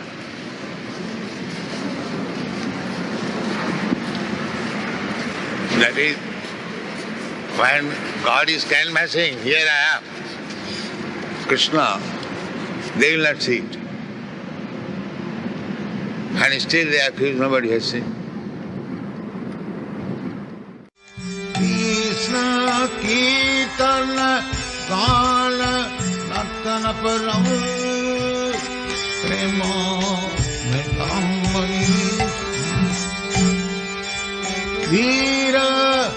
Veera Jana Priya Karo Mimma Pujitam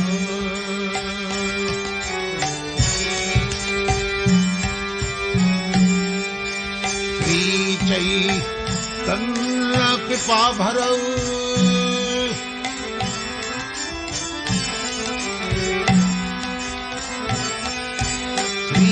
Caitanya Kripa Bharau Bhuvi Bhuva Bharava Antaraka Bande Rupa Sanatana Raghujudau Sriji Bhagavata.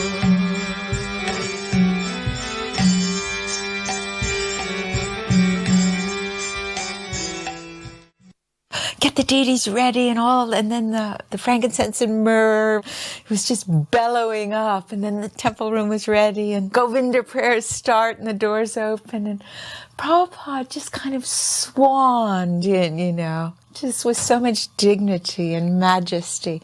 And then he would just pay his obeisances to the deities. And it was an extraordinary when you were a pujari and he would just be there and you would be just doing your arti, but just totally conscious that Prabhupada was right behind you as well. And what an honor it was. And it was something that I just absolutely loved, dressing the deities. And actually every aspect of deity worship was something that I just kind of fell into, and it just became natural.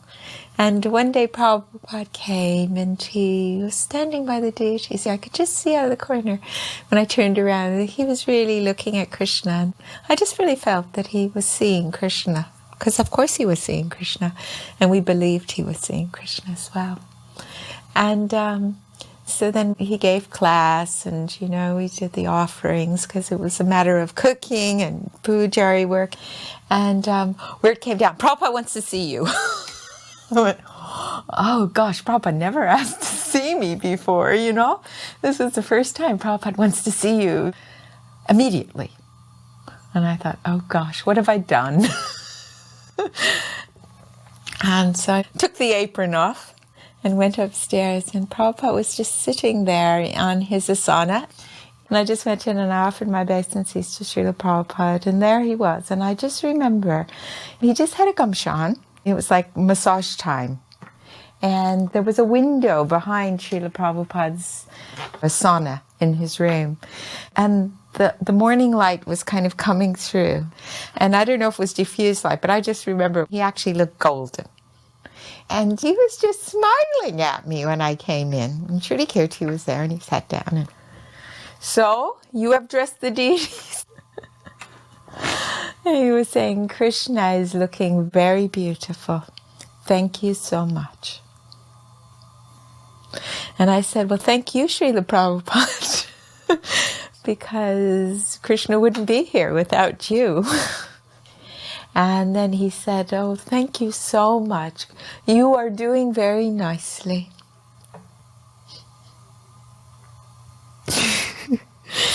He was just so merciful. And then he said, always serve Krishna. And this life will be perfect.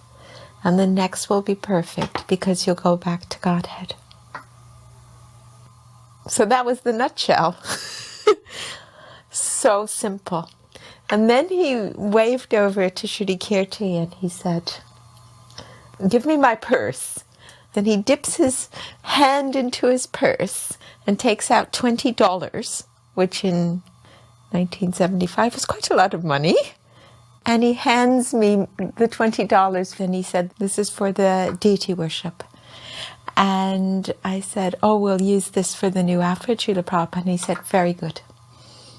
Very good. And he said, continue as you are. You are doing very well. And I just thanked him for the opportunity to do the service. And here I was kind of lamenting because I never got to have much personal service for Srila Prabhupada in the sense of being in kind of the inner circle.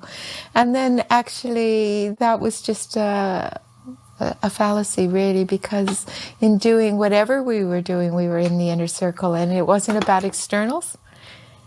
It was about just being present and doing our service. And Prabhupada just, he was just reaching out, and that was so wonderful. Having that little intimate exchange, that few minutes, has been one of the gifts that Prabhupada's given me. At the new Dwarka temple, it was arranged that every evening at the last arti, there would be a performance for the deities, for the pleasure of the deities. But there were no devotees there normally, just the deities and maybe a few scattered devotees who were still up. And our night was Wednesday, the theater night, and we would do a different leela each Wednesday, and we would dress up in full costume and makeup, and Prajapati would read the leela, and we would act it out in mudras and dance. And it was so beautiful. It was like performing for the king and queen. You know, you'd come in and you really felt their personhood by doing a a full-out performance. The principle of deity worship that Prabhupada introduced to us gave us the perspective of really not just seeing the deity, but feeling the presence of God in the deity through these activities. Yamuna Tira Banatari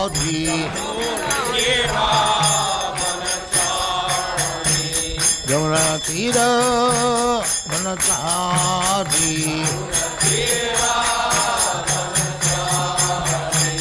Jaya Radha Madhava Sanya Bihari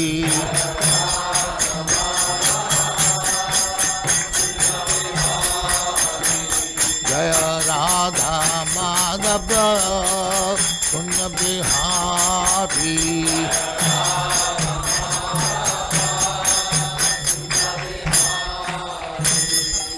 Jaya Muspat Paramangsa Paribrajagacharya Siddharesvara Smadha Pariddhanta Saraswati Goswami Prabhupada ki Jai Ananta Koti Vaishnava ki Jai Ramacharya Sri Haridas Thakur ki Jai Prem se kaho Sri Krishna Chaitanya Prabhu Nityananda Sri Advaita Gadadhar Shivasari Gaur Bhaktivinoda ki Jai Sri Radha Krishna Mokh Gopinath Sam Khand Radha Khand Giridhar ki Jai Vrindavan Dham ki Jai Navadvip Dham ki Jai Ganga Mai ki Jai Jamuna Mai ki Jai Dwarka Dham ki Jai Swami Bhaktivedanta ki Jai. All glories to the Supreme.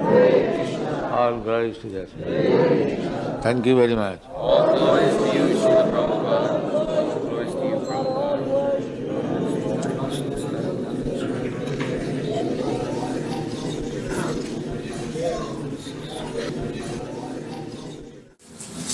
So Krishna has given you a very nice engagement, husband and wife. Hare Krishna, Krishna Krishna, Hare Hare, Hare Ram, Ram Ram. Yadabara was filming Prabhupada chanting japa in his quarters, and I was taking still photographs as Prabhupada walked back and forth. Yadabara ran out of film, so he left the room to change his film, and I was there with Prabhupada. At one point, Srila Prabhupada stopped walking, and he stood in front of a large painting of Jagannath Das Babaji Maharaj. And he said to me, "Such an old man, and still he is chanting." So I didn't know what to say at the time, but on reflecting on it, I felt that this was Prabhupada's instruction, that we go on chanting, that we don't stop because of old age or any other physical reason, but instead we learn to relish the chanting and take shelter of the chanting and understand it as our connection to Krishna and our connection to Srila Prabhupada by following his instructions. I felt very fortunate because, I got to see Prabhupada when he wasn't with his disciples, when he wasn't busy training them in management in so many different ways or chastising them for mistakes they had made and being involved in seeing that the books were being produced and just all these different services he was doing for his spiritual master. And then at various times in the day when the doors closed, Prabhupada was just there by himself. And they're the times that I liked the most because he was a devotee of Krishna and Prabhupada loved Krishna. And you would find him in his room reading, and sometimes from the servant quarters, all of a sudden you would just hear the harmonium. It wasn't Krishna Kanti, coming in and recording bhajans. Prabhupada was just doing bhajan. And whenever I heard that, I would run into the room and I would offer obeisances, and as soon as I would sit up, Prabhupada would just give me the nod, get the kartals. And I would just play kartals, and Prabhupada would play the harmonium, and we would just chant. It's one reason I stayed with Prabhupada as long as I did, because I found being with Prabhupada was just very peaceful for most of the time. And it was amazing because, as we know, Prabhupada was doing everything. He was running everything, the entire society, the BBT, taking care of so much mail every day, doing the classes, the morning walk, instructing devotees. But somehow or other, it seemed like there were hours where Prabhupada was just alone. And he was a devotee of Krishna. And he was very sweet.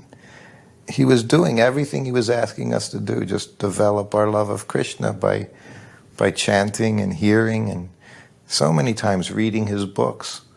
He would walk around and chant in his room, just chant on his beads, walk around.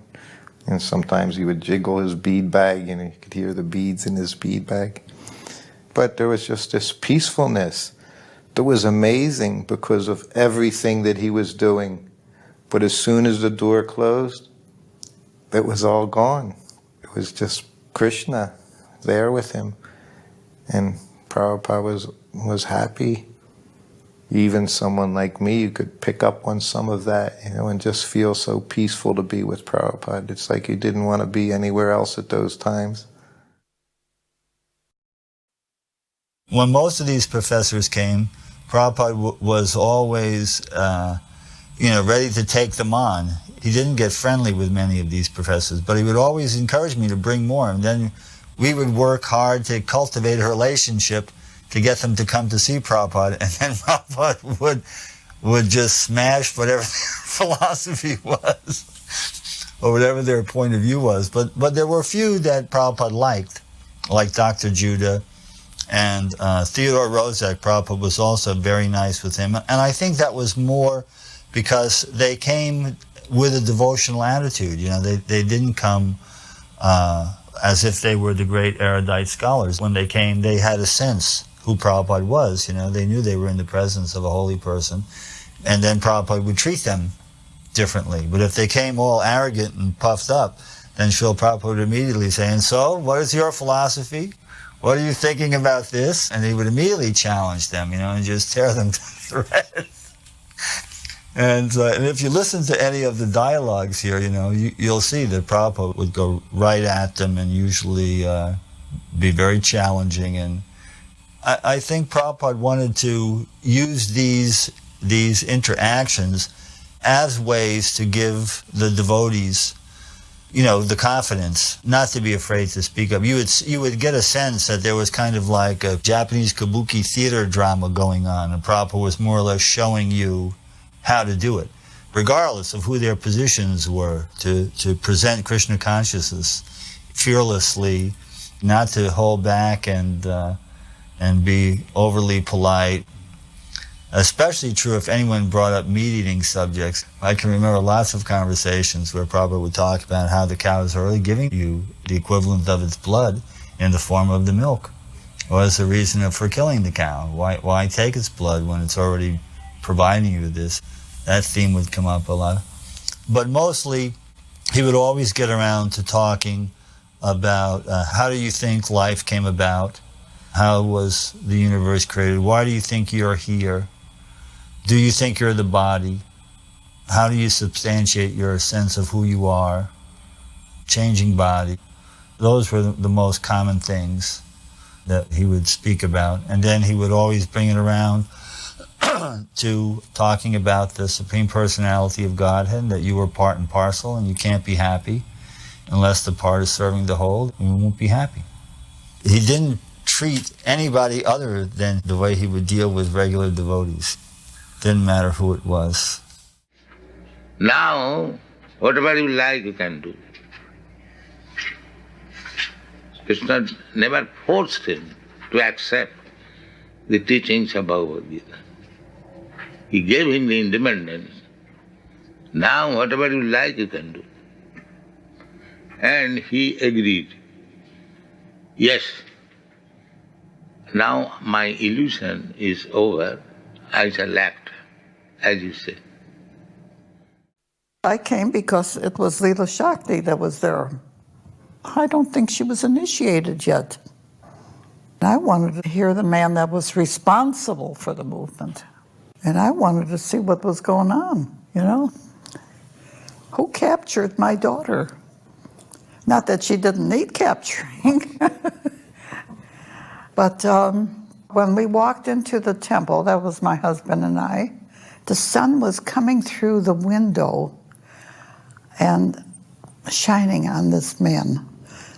He seemed to be engulfed by the sun, like the sun was purposely coming just for him. Mind you, I was not a believer at that time. My first impression was that his whole demeanor had the strength of a lion. He appeared to me that he was giving off so much energy, so much strength in this man. Yet there was a kindness to him that I felt. And he appeared so large. I was so surprised when he did stand that he was not so big. I don't remember what he even spoke about. I was just mostly just involved in just looking at the man. He finished his talk, and then he said, "Would there be any questions?" And of course my hand went up. Yes, I have a question. If this movement that you speak about is so necessary, why was it so late in coming here? And I'm thinking, here, my daughter was a hippie back in Illinois, involved in drugs and whatever, you know. What took you so long if this was so important? And he said, that's a very good question. It wasn't late. You were late. And the devotees, they applauded.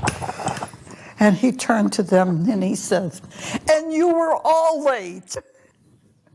The devotees squelched down when he said, and you were late. You know, they thought that he had won a debate with me. Actually, mine was just an innocent question. Where were you all these years, you know? And I had hoped that we would have more conversation about this, but he went on to speak a little bit more. But I was determined to meet him again. I did come back the next time he came to town, and I requested meeting with him. He was someplace in another room.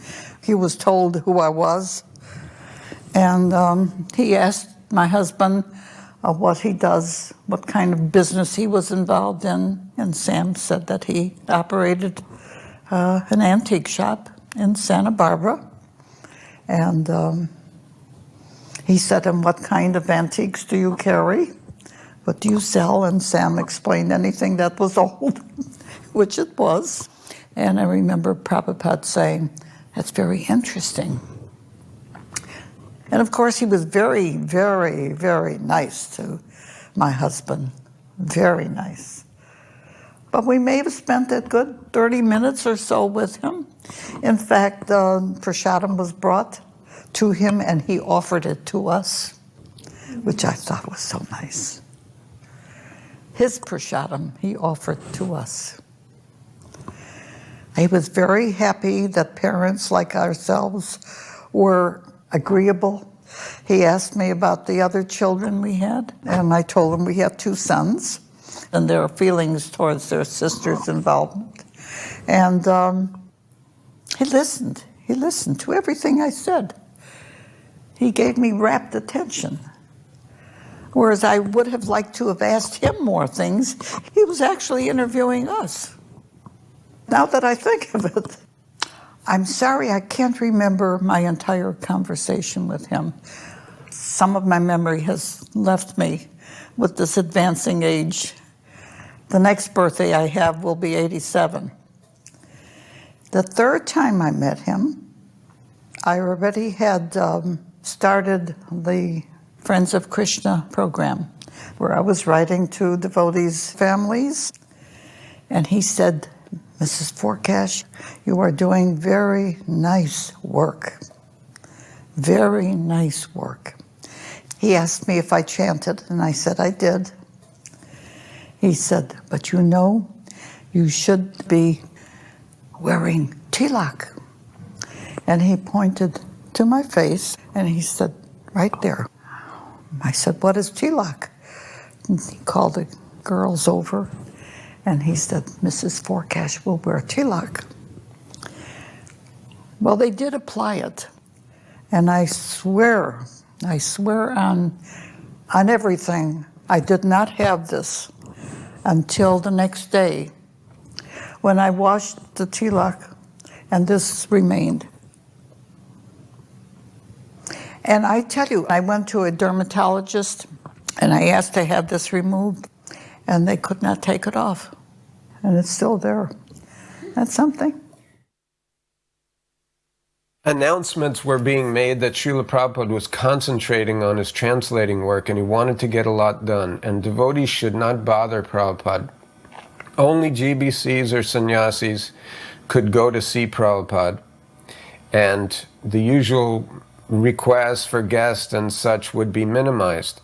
So I was a small temple president in Phoenix at the time, and I had a $50 donation to give Prabhupada. It's just like nothing, you know. So Rakshana was guarding Prabhupada, and I made a little pact with him to let me up the back stairs. And we talked to Srudakirti, who was Prabhupada's servant, and he also agreed to let me in just for a minute. So it was 9:20 at night.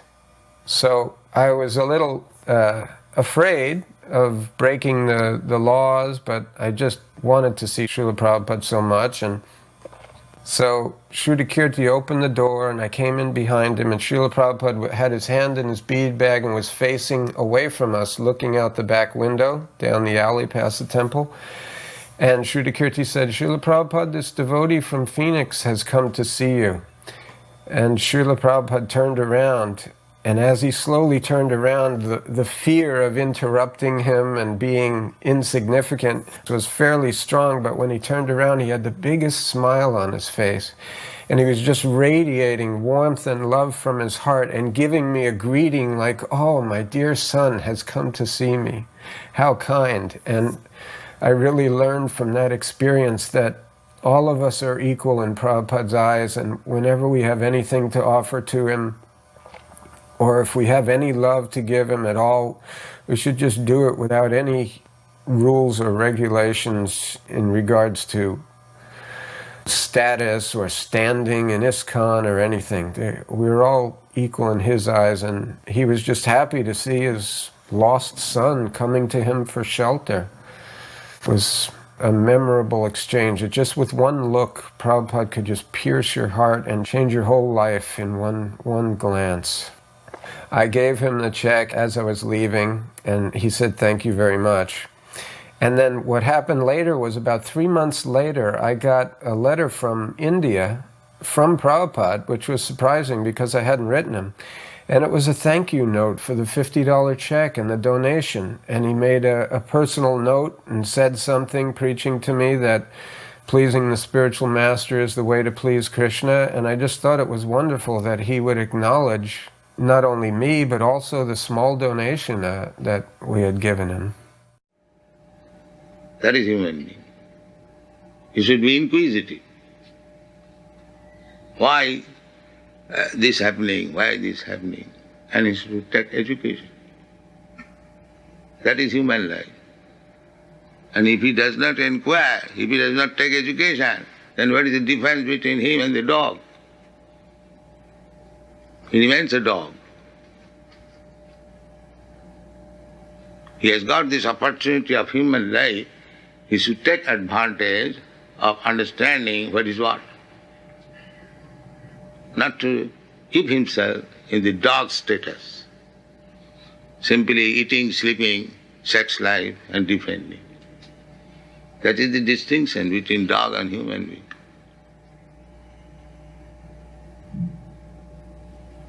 If he does not become inquisitive, how to control the mind? He is not even a human being. And dog never inquires. Dog knows that when I bark, people become disturbed. He never asks how to control this barking habit. Because he is dog. He cannot do that.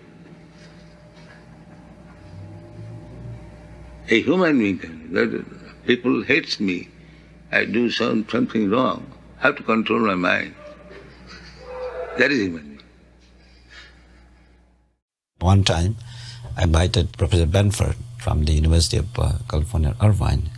He's a particle physicist, and he had some interest on something beyond science.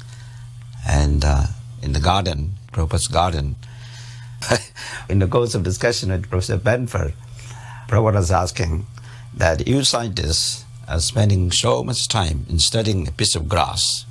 What is the color of the grass? And then you dry it and you try to see what are the components that make up this grass, then what are the molecules, the atoms. So on a piece of grass you can like volumes and volumes of books. Then Prabhupada was asking, but what good is that knowledge? And Benford said, well, scientific knowledge is a different category of knowledge. Those who are pursuing scientific discipline, they get great satisfaction and a great happiness in doing these things. Science is very useful. And then Prabhupada said, you think that from bullock carts to motor cars and aeroplanes, do you think this is advancement? And Benford said, yes, definitely, we are making progress. Prabhupada said, this is not correct, because by this type of knowledge, you are forgetting your own nature, your own spiritual nature. You are forgetting who you are and what is the purpose of our existence. So this most fundamental knowledge you are neglecting. So therefore, we are not making progress. Then Prabhupada asked him, do you believe in God? And Professor Benford said, not exactly. He said, I am agnostic. Then Prabhupada said, or you're agnostic means you're doubtful. Sometimes you think that there might be God. Sometimes you think that there might not be God. That means you are ignorant. So then he said, yes. So he was not angry or he was not upset. And so in this way, Prabhupada was treating in a wonderful way. Although Prabhupada has a strong philosophical principle, but the way he treats people and the scholars, they feel very comfortable and they always had respect. But that day, that Sunday, was also the marriage day of Tirtha. There was a huge feast. So during that conversation, one devotee brought a huge plate of all these preparations, full, to offer to Prabhupada. So what Prabhupada did, he took the whole plate and they gave it to Benford. This is for you. This is a Mahaprasadam, please take. So Professor Benford was completely amazed because I didn't even expect that. The whole place is going to come to him. And he took so much prasadam, one of the main preparations, this eggplant preparation. I still remember he was so much fond of the eggplant. And then after when it gets a little dark, then Prabhupada also went upstairs. And the Sandhya Arati started. And Professor Benford said, I'd like to have a little experience about this singing. It seems very nice. So I took him inside the temple, and then he joined Arati. And then he said it was getting a little late, and so he was wanting to leave.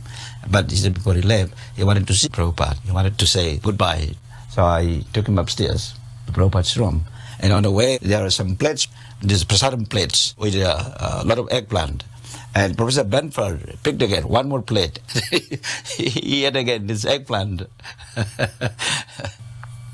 Then after that, we went upstairs to see Prabhupada again. And then this time, he was so impressed by Prabhupada's dealings with him as a spiritual authority. So he said, I'd like to thank you for having me here this evening. And you are doing so much wonderful service to train these American young boys and girls learning this culture, and it is a wonderful thing. And so he was giving a tremendous appreciation to Prabhupada, and then he left. Once going up to Prabhupada's room in Los Angeles, Bhardraj was walking into Prabhupada's room a little bit ahead of me, and Prabhupada said, "Where is Rukmini?" And he said, "Oh, she's always busy doing something." And then I walked in slightly behind him, and Prabhupada saw me, and he said, "Yes, always stay busy, busy, busy.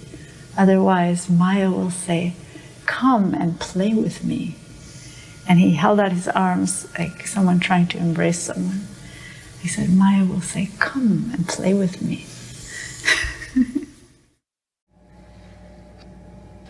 Education means enlightenment. You do not know what is the final cause. The huge body is working as nature. So many planets, so many big planets like sun, moon, they are floating in the air. And who has made this arrangement? There we see every day.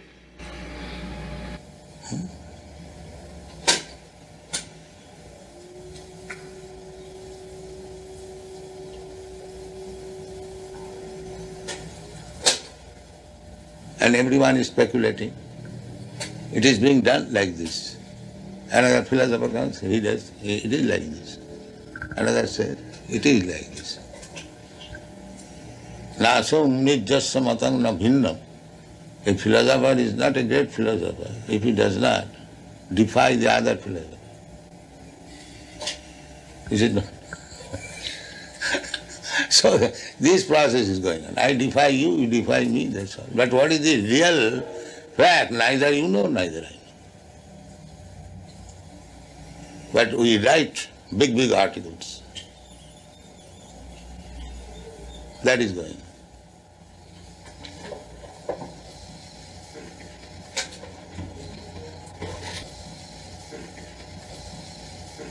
I was also a student of philosophy. My professors are all Europeans. So one professor, Dr.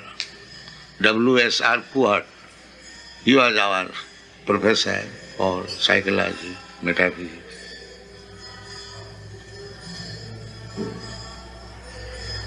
Later on he became the Vice Chancellor of Calcutta University. A very nice gentleman.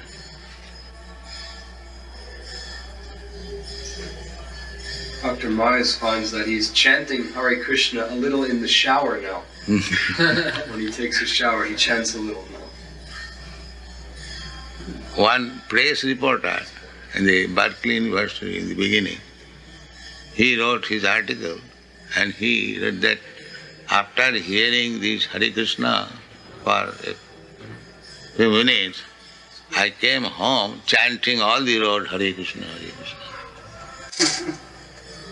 We are living beings, we are conscious, we cannot give up anything, but we are being trained up how to utilize everything for Krishna. That is Krishna.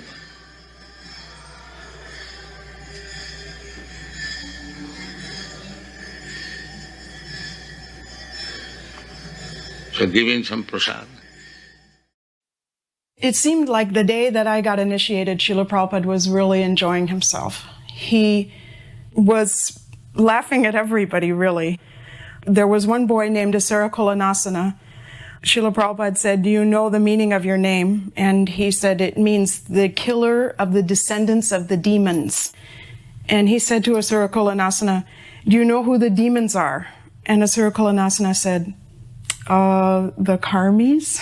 And everybody was laughing. And Srila Prabhupada raised his eyebrows and looked around and said, "The demons are the scientists." And when he said that, Swarup Damodar sat up straight and said, "Oh, but Srila Prabhupada." And Srila Prabhupada was laughing. And he said, "No, not you." So then Srila Prabhupada asked me, "What are the 4 regulative principles? And how many rounds do you chant daily?" And I told him. And then he said to me, "Are you insured?" And I thought he said, "Are you sure?" So I said, "Yes, Srila Prabhupada." And he said, "I asked you if you are insured." He said, "Because you have a spot on your face, because I have a mole on my right cheek." And he said, once there was a movie star who had a spot on her face and she had it insured for a lot of money. And when he said that, he just laughed, and everybody was laughing. Swarup Damodar, whoever was there at the time, all the sannyasis, he was literally shaking and laughing. And I was so embarrassed, I couldn't even think of what he was saying. I was just thinking, they're all laughing. And then he said, "Krishna consciousness is your only insurance. Your name is Chinmayi Devi, spiritual potency." The devotees in Los Angeles once arranged for some theologians from University of Southern California, which is nearby the temple, to come to meet Prabhupada. We always like to hear Prabhupada speak to other people who have not yet accepted Krishna consciousness, because we were going out in Sankirtan and meeting the public, and we wanted to see how Prabhupada speaks with these kind of people. So we were always eager to hear Prabhupada, but we were not always allowed to come back early from Sankirtan. This time I was wanting to come very badly, and we came early, and the garden is very small, so not everyone could fit. So we were looking through the holes in the wooden fence, and we could see Prabhupada. And whatever we could not hear, we would afterwards hear the tape. Actually, the same thing was on morning walks. If we would walk in the back, we could also not hear Prabhupada very well. But we would afterwards hear the tapes, and then we could understand. So this time also Prabhupada was speaking to this theologian. At first he was talking about how the animals are actually very expert. They may fly in the sky, and then they go into the water and they dive into the water and pick a fish out and eat it. And how an eagle 7 miles up into the sky, he can see from up there where there's a carcass, and he dives down and swoops at his prey. He can see so high. So they're actually very advanced. They can do things that we as human beings even can't do. But he says actually the difference between human beings is that they should understand what the problems of life are. Janma, mrityu, jara, vyadi, dukkha, dosha, nudarshana. So Prabhupada, after some time talking in general, then they were introduced to him. And one was Zilson Judah, who liked Prabhupada very much. And he had done some research previously into the teachings of Chaitanya Mahaprabhu. And the others, they did not know anything about Krishna consciousness. So one was introduced to him as having studied modern theology. When Prabhupada heard modern theology, he was kind of laughing, and he was saying, so God is modern? We in Krishna consciousness are being taught by Prabhupada right in the beginning, Dhammam tu Shakshat Bhagavad Pranitam, that only God can enunciate religious principles. And we know from Bhagavad Gita that Krishna is consistent. What he has taught to Arjuna 5,000 years ago, he has also taught to the sun god Vivashwan some millions and millions of years ago. The same wisdom. And there's no change. He remains consistently giving us this knowledge. And therefore, when this professor was saying modern theology, Prabhupada immediately understood this is hoax, this is cheating, And then after that, he became quite stern, and he was talking about how you're a theologist, but actually theology means that we know God and that we abide by his laws. Theos means God, and theology is the science of God. So someone who knows about God is the theologian, and then automatically abides by his laws. And I think you mean to say Theosophist. Theosophist means a person who is in search for God, who does not know yet God, but he's eagerly searching for God. And then the professor was saying, so is knowledge, does that mean that is the end of search? Prabhupada says, yes, automatically. Can you not do both? Prabhupada says, no, this is illogical. Once you know, then there's no need for searching anymore. Sometimes we as devotees also may have thought, Prabhupada is very strict with these people. But actually, he had to be strict because actually they're cheating.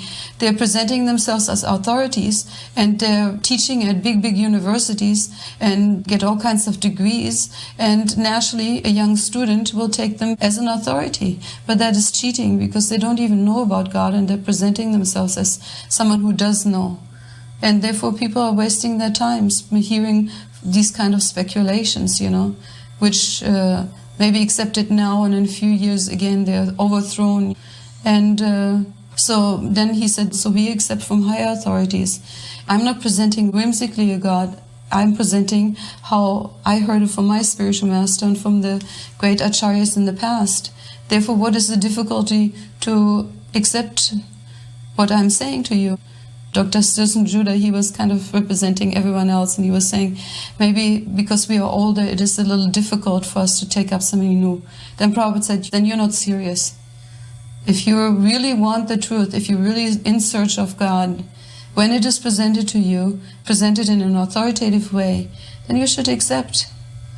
So, in a very short time, he showed that it was actually cheating to present oneself as an authority when one has no knowledge.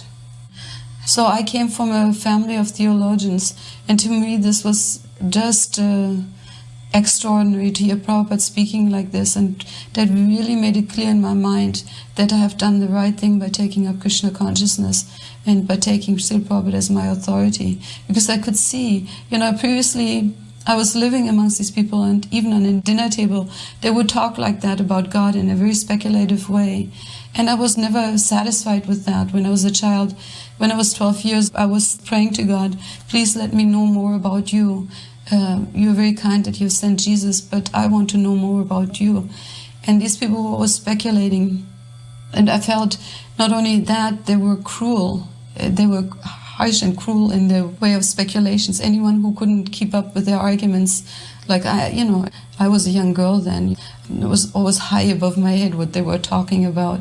And I felt they were cruel. They're not sensitive to anyone else who may truly be interested in knowing. If you're not on the level that you can argue with them, then you were left out. But Prabhupada never gave us that sense. We were always included. He wanted us to know. He was eager for us to understand. So I felt Prabhupada is very kind. That is a real, truly spiritual person. He's knowledgeable, authoritative.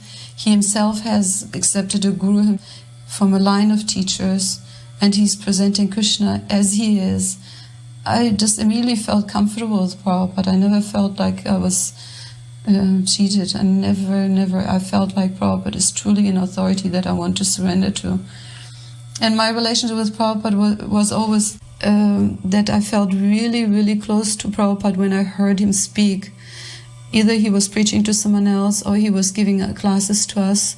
And I felt so close to Prabhupada. I felt he's my well-wisher, he's my friend, he's my father. So you may love humanity, but because you do not love Krishna, therefore do not love the cows, you send them around. So your love will remain defective. It will never be complete. And if you love Krishna, then you love in the small ant. He is not interested in to kill even an ant. That is real love. Dayananda and Nandarani, his wife at the time, and a devotee named Uddhava, had gone down to open up a center in LA from San Francisco. Prabhupada had asked his disciples, to those that knew a little bit about preaching, go open up centers. So they had chosen to go to LA to please Prabhupada. And they found this little storefront on Pico Boulevard in a middle-class African-American neighborhood. And so about a year or so later, I got this letter from Nandarani and Dayananda that they needed someone to come and help them run the LA temple. Actually, she was going to her mother's house, and Dayananda was going to be away, so they wanted somebody there to run it.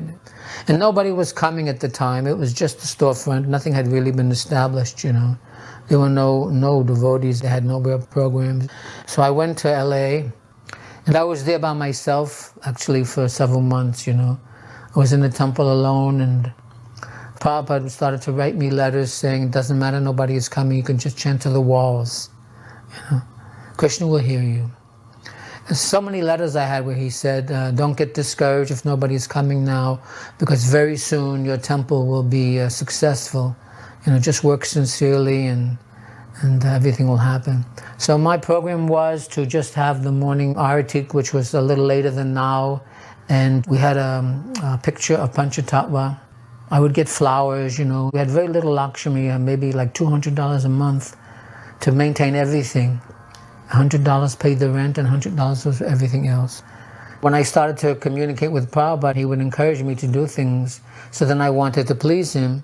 So little by little, I'd make contact. People started to come around and contact with some of the local papers and the free press and put advertisements. And gradually, 1 or 2 people started to come around, and then some devotees from San Francisco came down to help, and things started to progress little by little like that.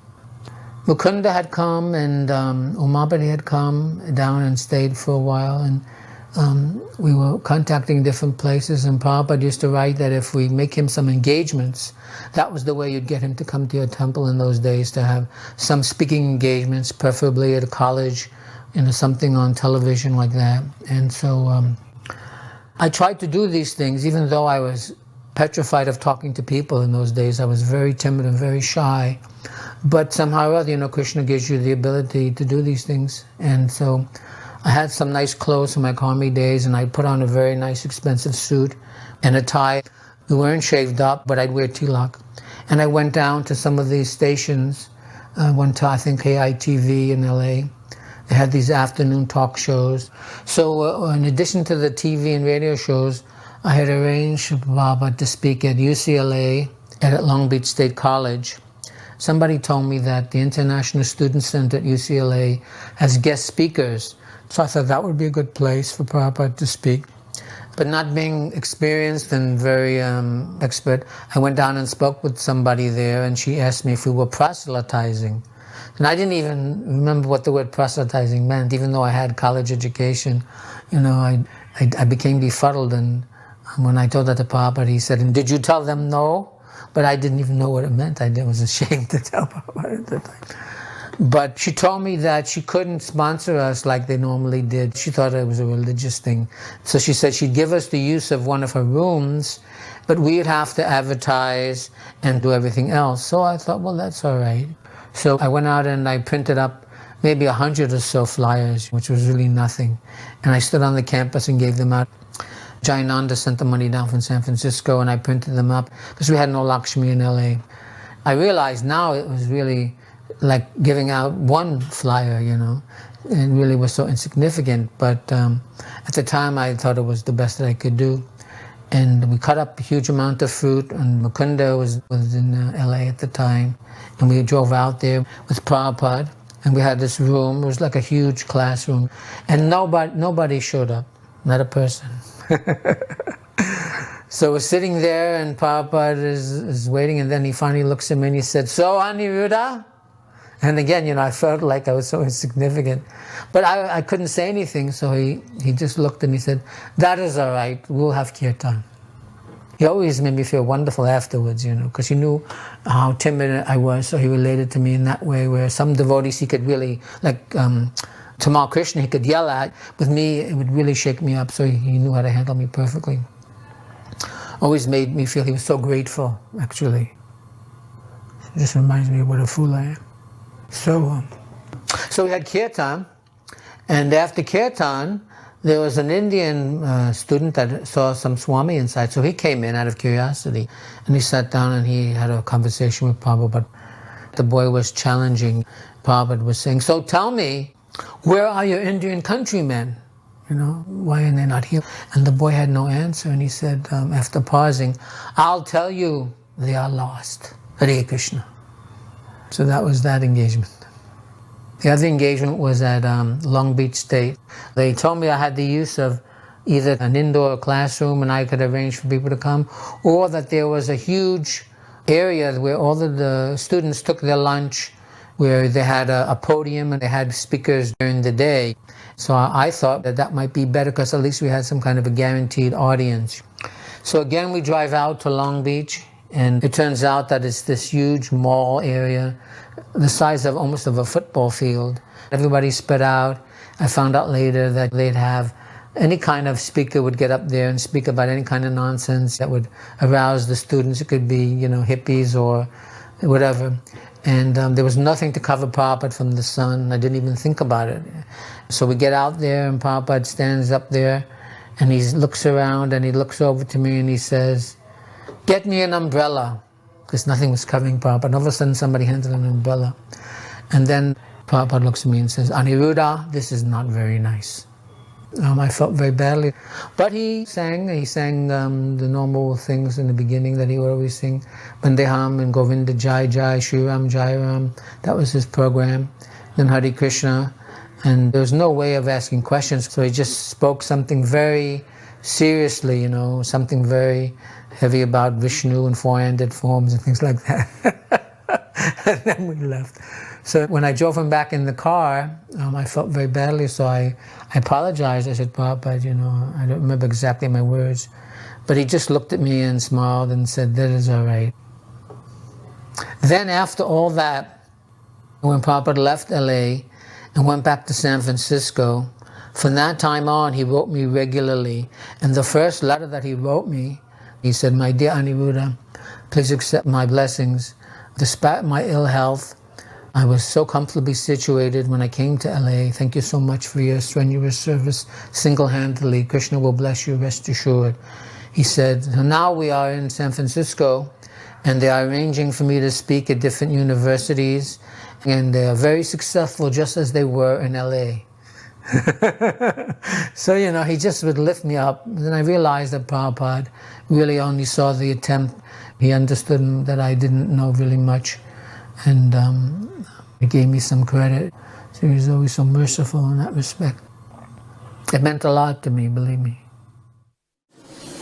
He may challenge, so long you have got little life for a few years. But God will come and drive you away from your present right, prestigious position. Get out.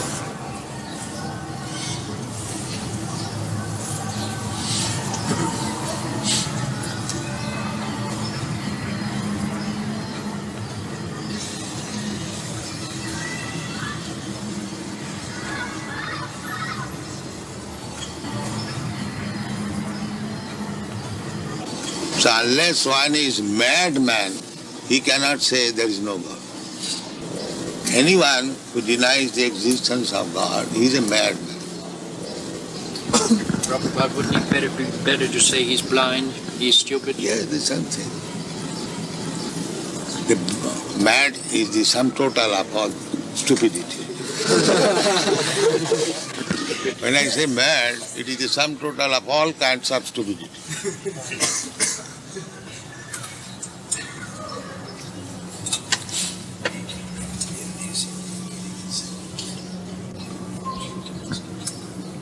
Now you can give them prasadam. I think we have occupied that time.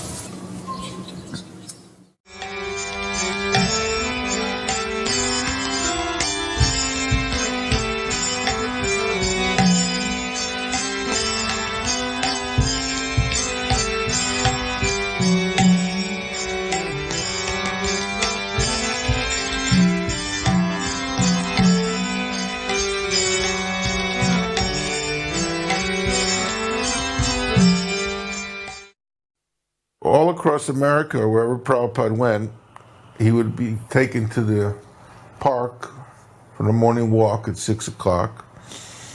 And wherever he went, you see the parks were empty. Not a single person. This is before the jogging craze, the health craze. So everywhere we went, they're very nicely manicured parks, taken care of. Nobody was there. So Prabhupada's telling the story of the snake and the mouse. The mouse digs the hole and makes the little house, the hole in the ground. Then the snake comes along, goes into the hole, eats the mouse, and then lives comfortably in the hole. The snake can't make the hole. The mouse had to work very hard, but the snake is enjoying it. So Prabhupada was saying that, because we get up early in the morning, that's our religion, and we have these very nice parks just for our use. They're maintaining it at their expense, labor, and we're enjoying it. In the winter of 1974-75, I was very sick. With very poor digestion, and tried to cure myself with fasting and then a diet with no milk or grains. Well, the diet didn't work, and I lost a lot of weight. Srila Prabhupada visited LA that winter, and when he saw me, he said, "What has happened to you?" I explained my problem, and he said I should just take a little prasad. Then he added it could be selective, but just take a little prasadam. I tried to follow Srila Prabhupada's instructions as best I could and started eating grains and milk and rapidly gained my weight back. On this Denver morning walk, the subject of diets came up, and the devotees were critical of the dieting because that had become somewhat of a fad. When Prabhupada heard the comments, he said, "Yes, we should all eat prasadam. Let what may happen, happen. Simply, we should all eat prasad." Then Tamal Krishna Goswami said, "Yes, that's the best thing, Prabhupada. Let us die eating prasadam." And Prabhupada laughed and he said, "That is devotee. Let us die eating prasad." So I thought I would add my opinion. And so I said, "Srila Prabhupada, I'm a good example that these diets are not good. I can testify." When Srila Prabhupada heard my comment, he stopped and turned and looked at me and he said, "The diets are not good, or you are not good?" At that moment, my mind went completely blank. I just couldn't say anything. It was really something to think about because, it's not the diet. I mean, the diet is just something that somebody has an idea that this may be good and they embrace that idea. Looking back on it, it was extraordinary how with just a few words, Srila Prabhupada exposed my foolishness. I remember distinctly Prabhupada was talking about the potency of prasadam. And he said that prasadam is so potent that any animal that eats prasadam jumps over all species of life and takes next birth as a human. And then also one godbrother, Padmanabha, was selling incense or jewelry at that time, and he would always drive. That was his sankirtan. He wouldn't do books, but he would drive. And because of that, he couldn't eat, heavy prasadam in the morning. So that was like a bone of contention because at that time, we'd overload everybody with khichdi and just a huge breakfast prasadam. And generally, when you eat a whole bunch and you start driving, you tend to fall asleep at the wheel. So that was his concern. So he asked Prabhupada about eating other things besides those things that are offered to the deities. And Prabhupada, of course, was very practical in saying that you don't have to eat everything that Krishna eats. Krishna eats very opulently, but you can eat simply fruit, and not that you're forced to eat the opulent things. If it doesn't suit your body and your service well, then you eat simply. So there was a gap in the conversation between the devotees and Prabhupada, at which point I decided I was going to jump in with a question that had been on my mind. I had distributed books for a long time, and I would constantly be bombarded by people's statements. So why don't you get a job? Stop harassing me, why are you asking for donations? And so many comments that would affect my mind and my faith. So I asked Prabhupada, I said, "Prabhupada, sometimes we get the comments that, as devotees, that we're trying to escape this material world by living in a temple, asking for donations, and that we're not being responsible human beings and taking up regular 9-to-5 type of jobs." And he responded very kindly in that he didn't blast me for for my lack of faith or lack of understanding of our position as devotees and disciples and followers of Lord Chaitanya Mahaprabhu and in the mood of Sankirtan. And Prabhupada, he went on the entire walk from that point on, talking about this very point. He said, "Does a rich man's son work? We are sons of Krishna, and Krishna is the wealthiest man. A factory owner, he's very wealthy, but does he work? No, he employs others to engage and do his business. Does that mean that he's lazy, that he's not productive because he himself doesn't work?" So he was giving some analogies like that. So he was able to dispel my doubts that morning walk about the non-necessity of having to go back and get a 9-to-5 job, that I was actually doing the proper service. And he was just so compassionate. He would look at me and very lovingly, and if I didn't understand one point, he would come up with another analogy so that I would really get the point. And that's the first time I really felt a personal connection with Prabhupada. And this one morning, I remember he was hammering me on this one point because I kept on saying that the living entity grows. And Srila Prabhupada was saying, no, not growing, changing, second by second changing. And for some reason, I just could not understand that concept that the living entity is changing at every second. And like the picture in the book with the different movie frames, I was thinking that the body is growing because I wasn't looking at it as in a spiritual context at all. But I was so conditioned to this way of looking at things. The child is born and then it grows. And Prabhupada was hammering this point home with me. That, no, this concept of growth is wrong. The body is changing. Every second there's a new body and a new body like that, changing. But he must have hammered it on me for about 10 minutes, you know. And I was so thick, I just could not understand the concept at all. But finally, I began to understand it. But I realized actually on this walk how conditioned I was by my so-called education and, you know, Darwinism and all this other nonsense that you're fed when you're growing up in America. To understand Krishna consciousness, I had to like unlearn a lot of things too before I could even, you know, grasp some of the basics. So it was kind of an awakening for me.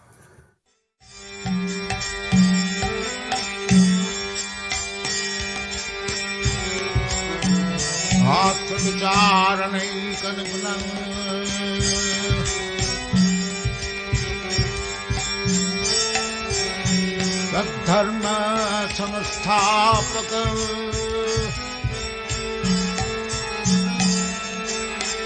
lokanang hitakarina dirbhuvane mannang saranyakana.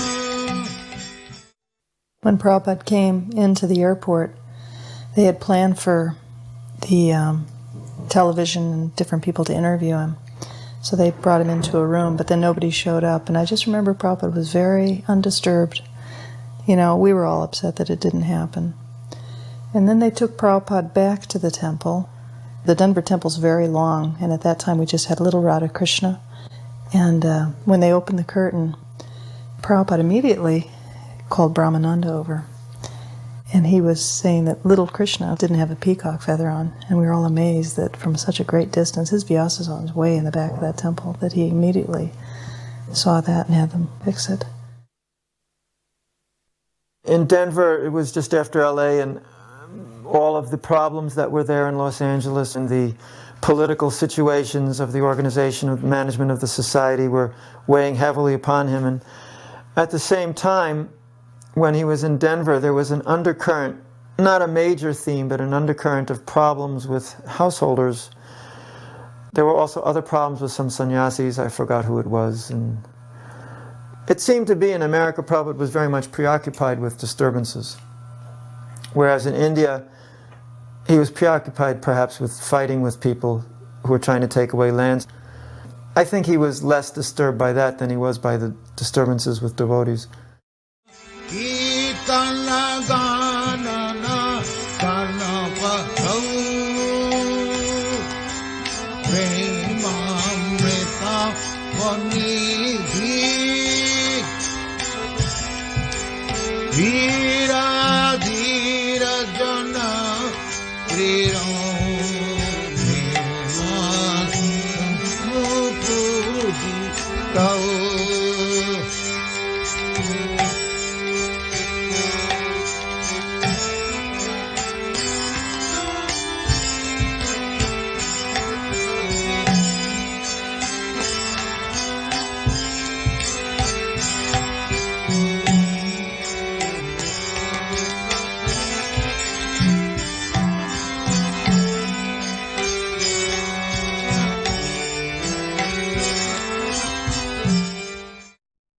I'll never forget Vishnu John putting Radha Damodar into my van. I had a Volkswagen bus.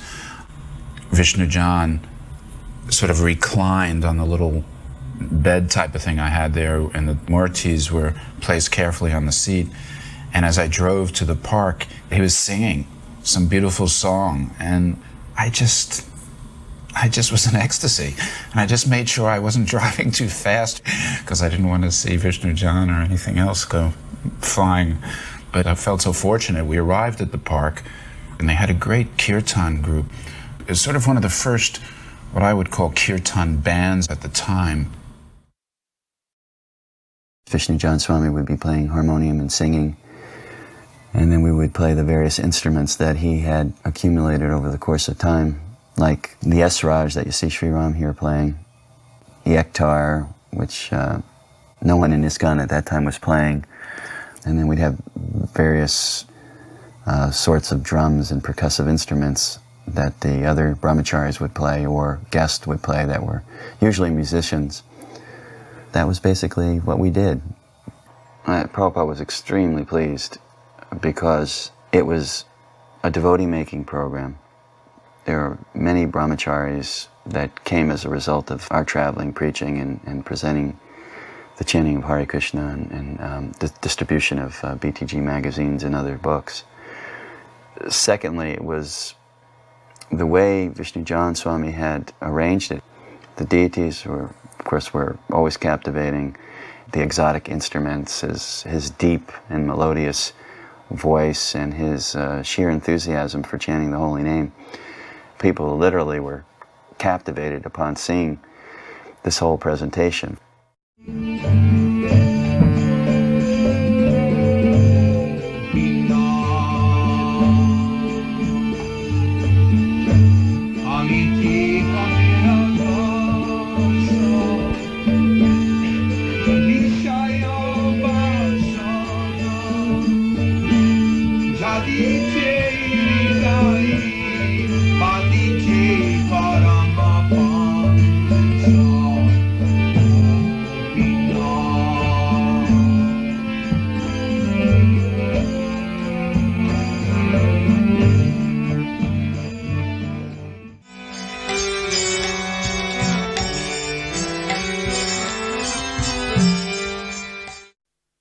My father drove my wife and I and my daughter, who was an infant at the time, to Chicago to Rath Yatra Sri Prabhupada. When we arrived, the devotees were on their way to the airport and they had not found the car. They had some old inappropriate car to pick up Prabhupada, which was so fortunate for us because my father happened to have a Cadillac at the time. So that car was taken for picking up Srila Prabhupada. It was very nice. And then he came back to the temple and my father was given a chance to meet with Srila Prabhupada. So they had a discussion, and my father started with that the Western people were devils. It was sort of a very broad statement. Prabhupada responded, "No, why?" And he said, well, they've dropped the atomic bomb on Japan, and mentioned that when he was in the Pacific in World War II, that some of the sailors used to drop the Japanese prisoners of war off the boat to see them be eaten by sharks for sport. Prabhupada said, no, they attacked you. And my father accepted that. But it was a nice exchange. Prabhupada was very kind and respectful. At the time, my father, I think, he would have been 54 years old, which I thought was extremely old at the time. I'm now 55. I had gotten a magazine at a concert. John McLaughlin and his Mahavishnu Orchestra, and the devotees gave me this magazine. I said, oh, this is Mahavishnu. After coming to the temple for the first Sunday feast, I continued to come. I never missed one Sunday feast. I kept going and started chanting regularly and attending the classes. And on Friday after I got out from work, I would get on the train and try to make it to the temple and stay there all weekend. Devotees would drop me off on Monday at the train station. They would be going on Harinam, and I had to go to work. And finally I said, I don't want to go to this job. I want to stay and chant with the devotees. Finally, after that, I joined. When we were going on the book distribution, I traveled from Chicago to St. Louis to Texas to Oklahoma, Arizona, and all the way up to Los Angeles. And I ended up staying in Los Angeles. But somehow I still wasn't convinced by the devotees' behavior. A couple of things happened that were a little disturbing. So I said, Prabhupada's coming to Chicago, so I'm going to go back to Chicago and meet Prabhupada. And I'll know then for sure whether I'm going to stay in Krishna consciousness or whether I'm going to leave. Took the bus back. It's a very hot 3-day ride on the bus. We were painting the temple and waiting for Prabhupada to come. And finally the day arrived. The devotees were going to the airport. I also wanted to go, but they told me that I couldn't go. I had to keep on cleaning the temple and getting everything ready for Prabhupada to come. When the car was on the way back, they called and says, okay, Prabhupada's on the way. All the devotees should get ready to have kirtan out in the front. So we went outside to wait, and the car pulled up, and Prabhupada was sitting in the back seat. And they opened the door, and Prabhupada got out.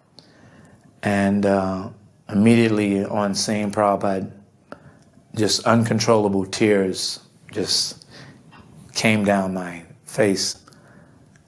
And I didn't think I was a crybaby type, but something that was just uncontrollable. I couldn't control it, but then I knew that actually, yes, this is the messenger of God. I was completely convinced from that point that Prabhupada was definitely Krishna's representative. There was no doubt about it. So I said, okay, Krishna, I'm not going anywhere.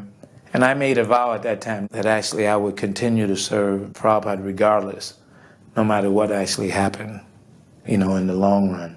Whoever went, whoever stayed, that somehow I would continue serving Prabhupada. The day before Srila Prabhupada left Chicago, there was a great celebration in the temple. 4 small sets of Sri Sri Gaura-Nitai deities, brass deities, were installed. And while the devotees chanted the Maha Mantra and read from the Bhagavatam and other scriptures, the deities were given a full abhishek, and then they were dressed, and then each set was carried out to a different bus, a Radha Damodar bus. And each set was to preside over that bus while the devotees preached and sold Prabhupada's books.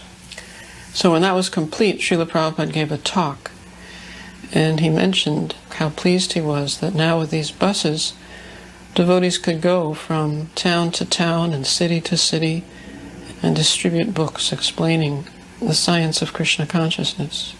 He said, materially, racing around will not help us in spiritual life.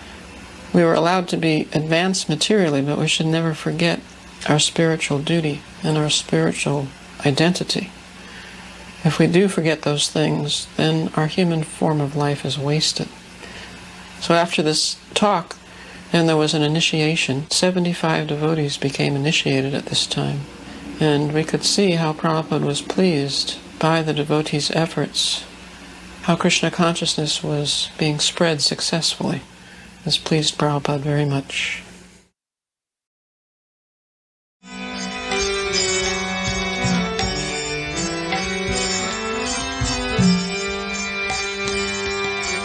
Krishna Kirtana Gana Ratana Prabhu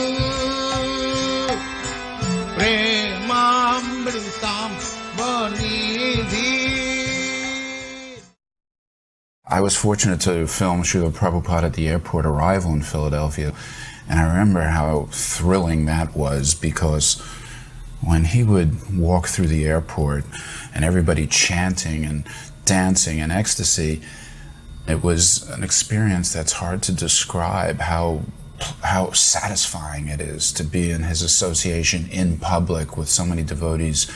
I remember the officials from Philadelphia who were nervously dealing with this arrival of this VIP, but they have greeted many VIPs at the Philadelphia airport in their day, but they never greeted a VIP who had such an entourage and with such sound. All the senses were engaged. It looked so great, it sounded great, it smelled great with the garlands. And this police official who was there, who was a high-up official, was a little bewildered at first, but he was steady in his own way because he didn't lose his cool. And as I recall later on, he was very proud of the festival because he got swept up in the transcendental ecstasy of Lord Chaitanya's Sankirtan movement.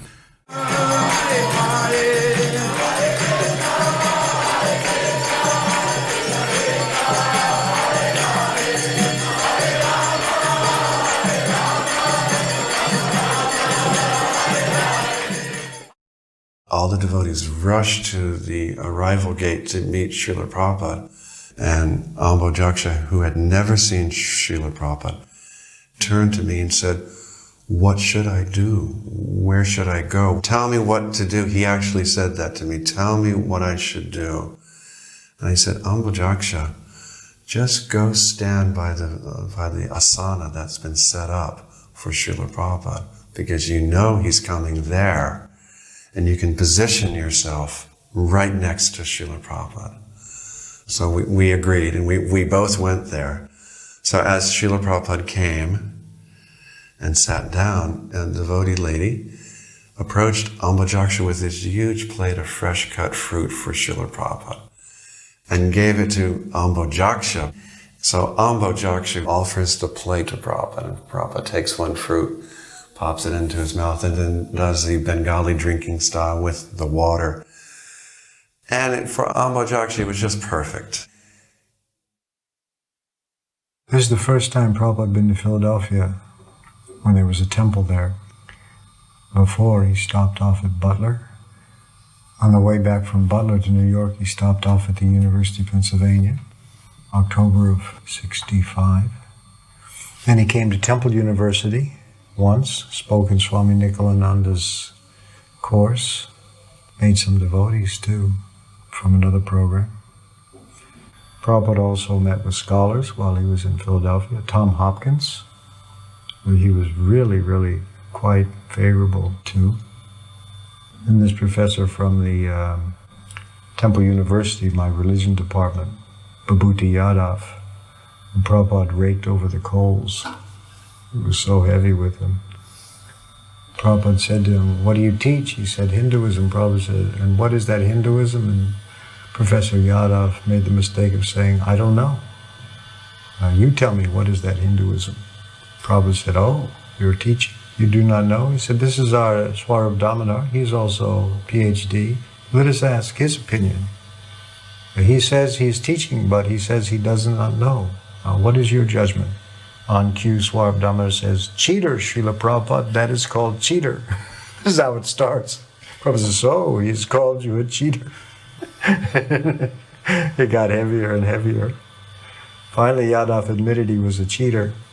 He said to Prabhupada, "Yes, I'm a cheater, but I'm an honest cheater." Prabhupada did give him a break. He said, "You say you are honest, but the judgment of a cheater cannot be accepted." So he was demanding that Prabhupada tell him what Hinduism is. And Prabhupada said, "First, you become shaven-headed like these. Then I will teach you. Tadvidi pranipatena pariprashnena sevaya." Vibhuti Yadav says, "I did, when I came in, I offered my pranams." He folded his hands together. And Prabhupada said, "Then my first instruction to you is stop this cheating business." Oh, and the GBC and everybody were just shooting daggers at me, because Prabhupada was quite visibly angry. And I didn't know what to do. I had brought him and everything. And there were some graduate students there, or friends of mine, who couldn't believe it, what Prabhupada was doing to him. Another point, Prabhupada had quoted the verse, "Mamekam sharanam braja," just surrender to me. What is the meaning of surrender? Yadav said. Prabhupada turns to his secretary, "Hand me a dictionary." And Yadav bristled. He says, "No," he says, "I want the Sanskrit etymological meaning of sharanam braja." Prabhupada leaned back to look at him and said, "We cannot waste our time." He said, "You don't want a guru, you want a Sanskrit teacher." So finally Yadav left. And the GBC were gathering around Prabhupada, showing him favorable newspaper articles about Gita Nagari and trying to calm him down. I felt so horrible. But the next morning, I was driving Prabhupada for his morning walk. I'd stayed up all night long thinking of an apology. And he got in the car, he started driving, and he said, "Srila Prabhupada, I'm very sorry. I brought that professor to see you. I didn't know he was such a demon." And Prabhupada looked at me. He said, "Oh," he said, "No, it's all right." He said, "At least he was chastised."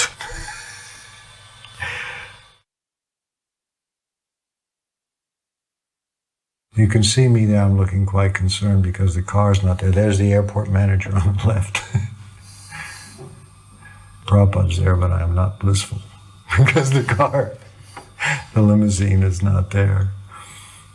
The famous Cadillac limousine. Because the reporter asked them later, they say you're very humble, but I see that the devotees brought you from the airport in a Cadillac limousine.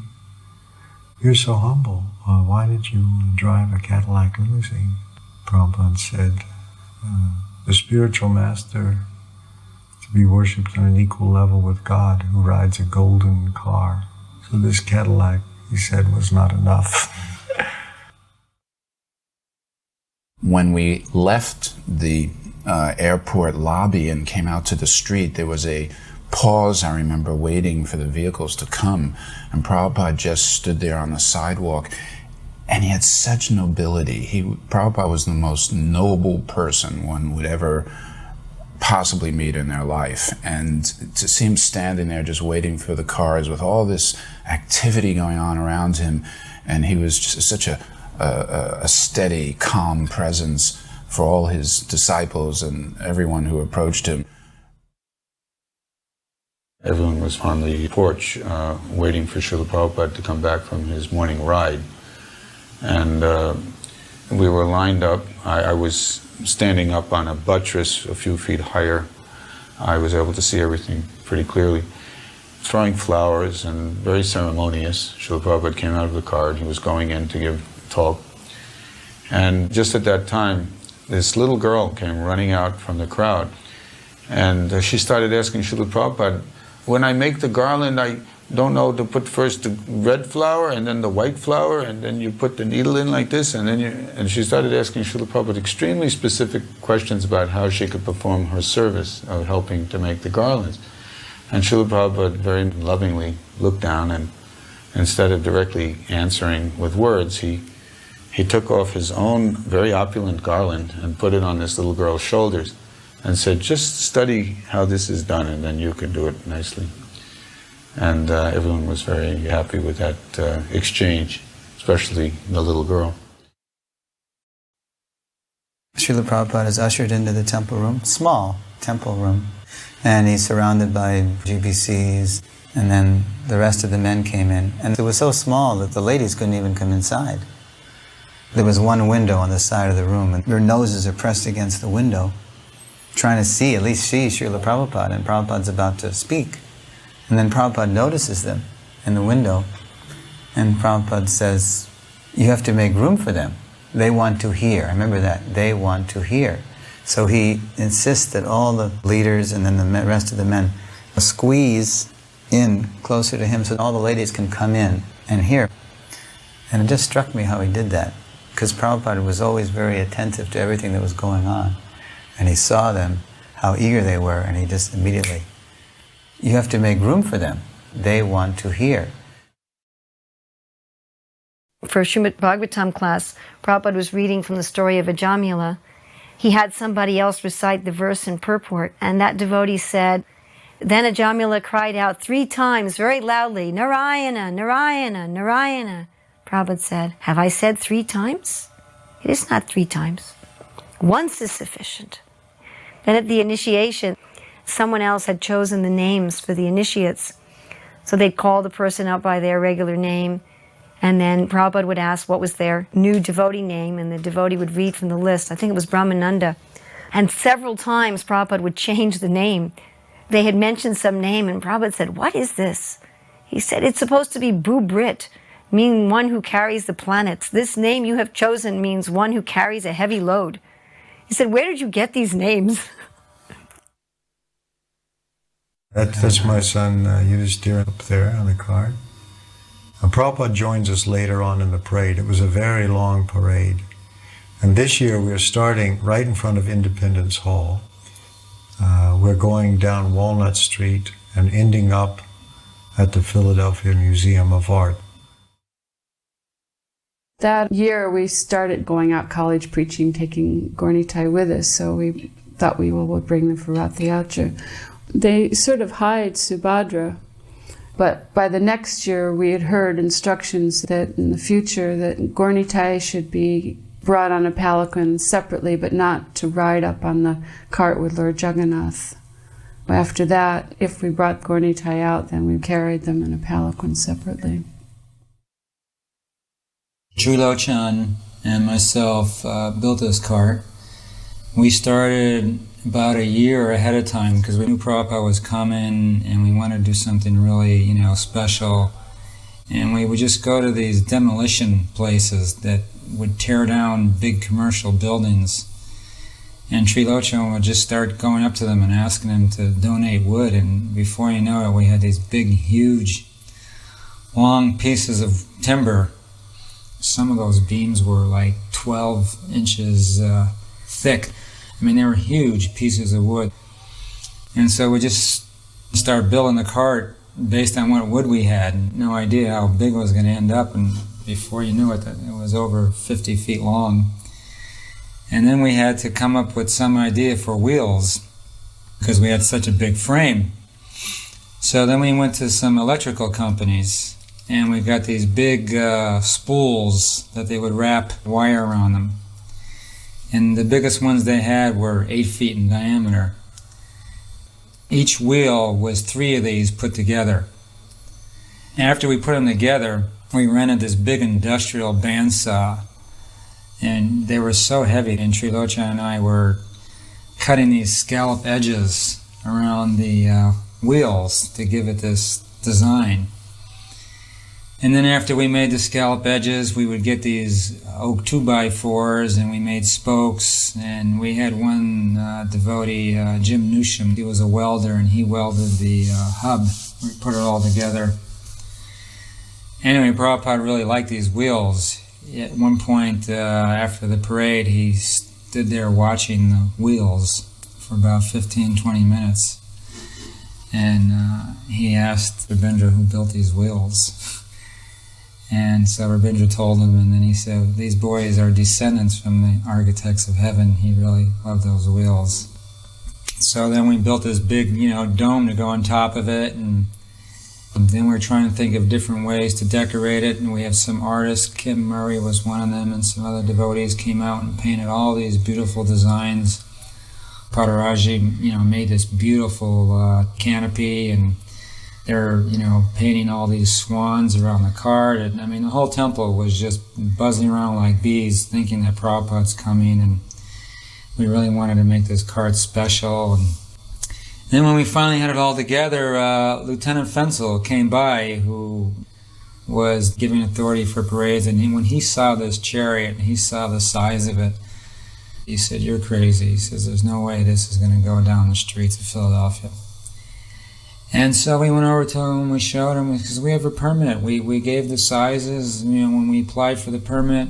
And he says, "I don't care what that permit says." He says, "There's no way you're going to take this cart down these streets." So Trilochan and I tried to convince him, and then Rabindra came, and he tried to convince him. Finally, it was Rupanuga. He came, and very authoritative, like somehow or another, he convinced this Lieutenant Fensel that we could do it.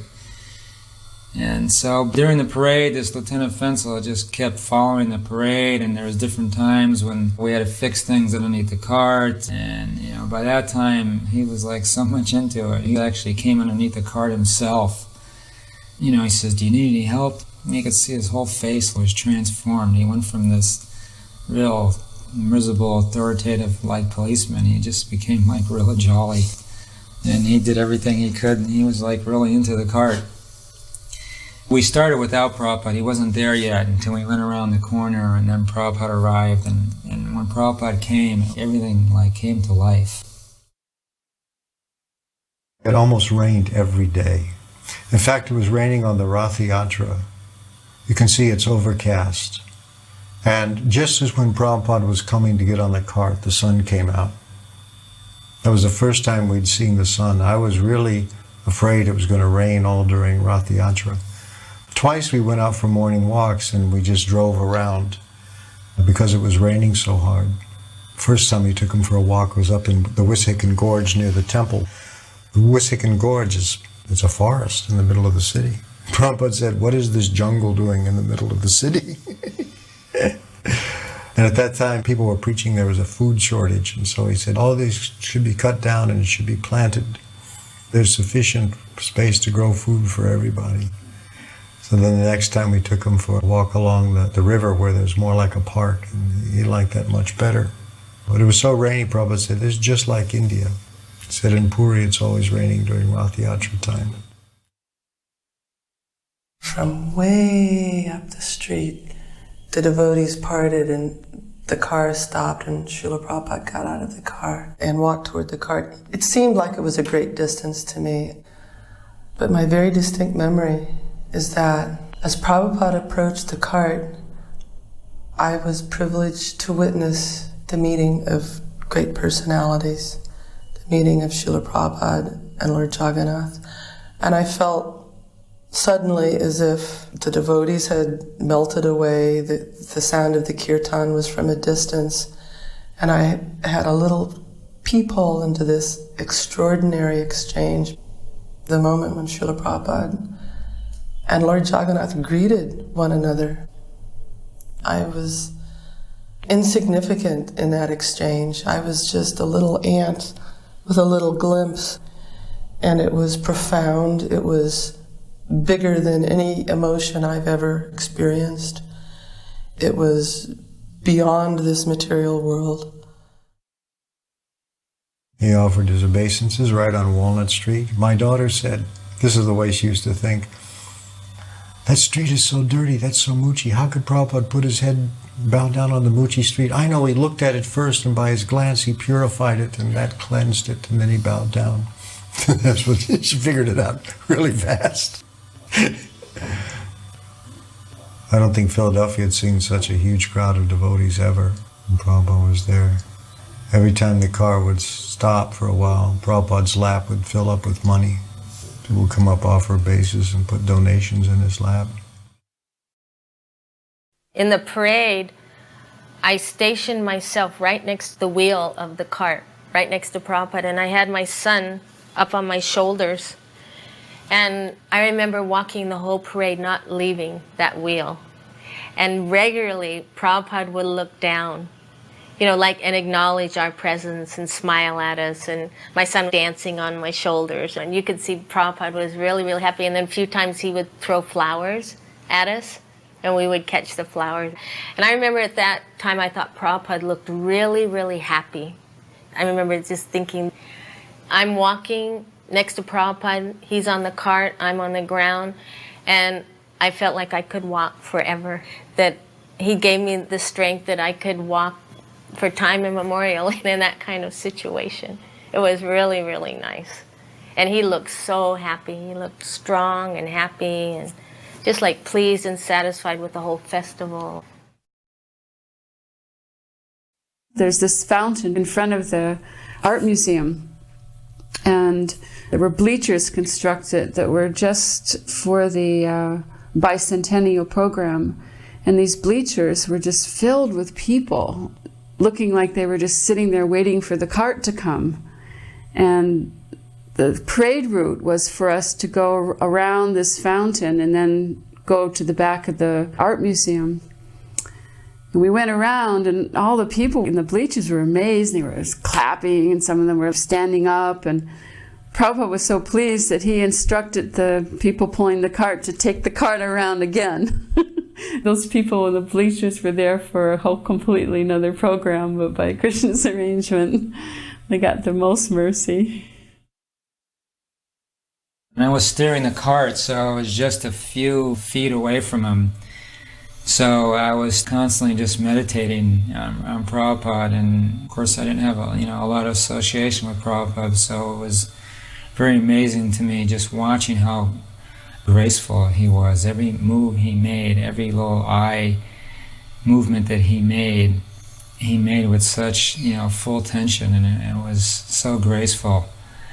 And there were some Christians there as we were in the parade. They had their loudspeakers and they were saying offensive things, and I was really getting agitated. And I looked at Prabhupada, he was totally undisturbed. He was just so happy to see all these people in front of Lord Jagannath, and I don't know, it just was so special watching Prabhupada.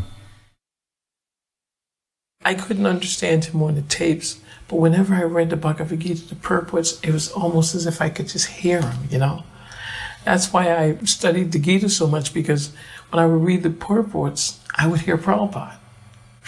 I just always felt like he was a special father to me. And I didn't think I could please him. I guess that's the sad part of the thing, is I thought, I've been looking for something like this all my life, but the standard is so high, something special is going to have to help me. I didn't feel strong enough, and I didn't want to cheat him. I thought he was too special to join and cheat him. My older brother was already in the temple. I was coming all the time, and I told my mother that Srila Prabhupada was going to come. I said, I'd like you to come here. So she says, okay. And my mother's Christian. She came, so then my 5 sisters had to come with her. And I really valued my mother's opinion.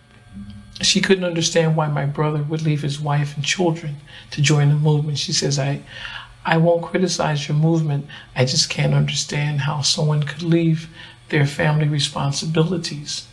She had faith that I would read the literature and that I would be very honest, you know. So after she listened to Prabhupada, I said, what do you think? And she says, I think he's a very saintly, humble man. She told me. So I was glad she liked Prabhupada.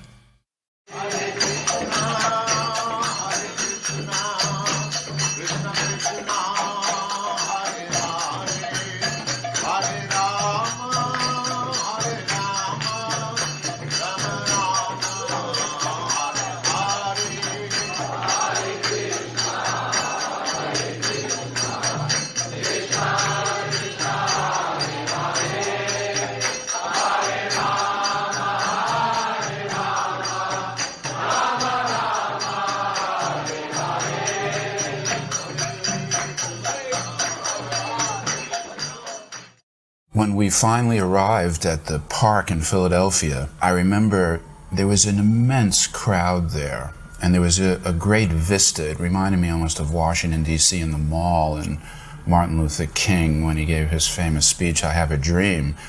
And so many devotees were there, but then there were so many people from the city of Philadelphia who just happened to be in the area, and everybody stayed. Prabhupada gave a short address on this grassy slope in back of this museum, just as an example of what Prabhupada had to tolerate sometimes. I remember it was very popular at this time in America for young people to streak, just run with no clothes on. So all of a sudden during Prabhupada's talk, there were some streakers just streaked right across the place, and then but it didn't faze his divine grace. Sometimes he would work these things into his talk. He'd make some comment that would perfectly crystallize a point. But Prabhupada had to endure the streakers, carry on.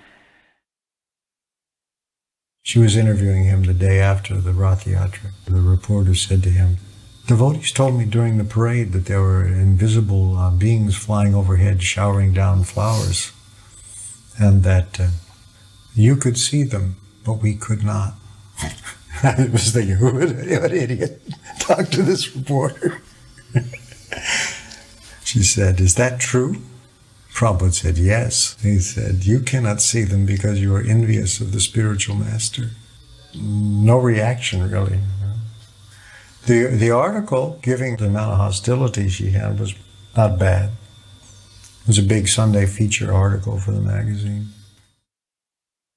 Try to read, try to understand, and take it very seriously, and you will be happy. Thank you very much.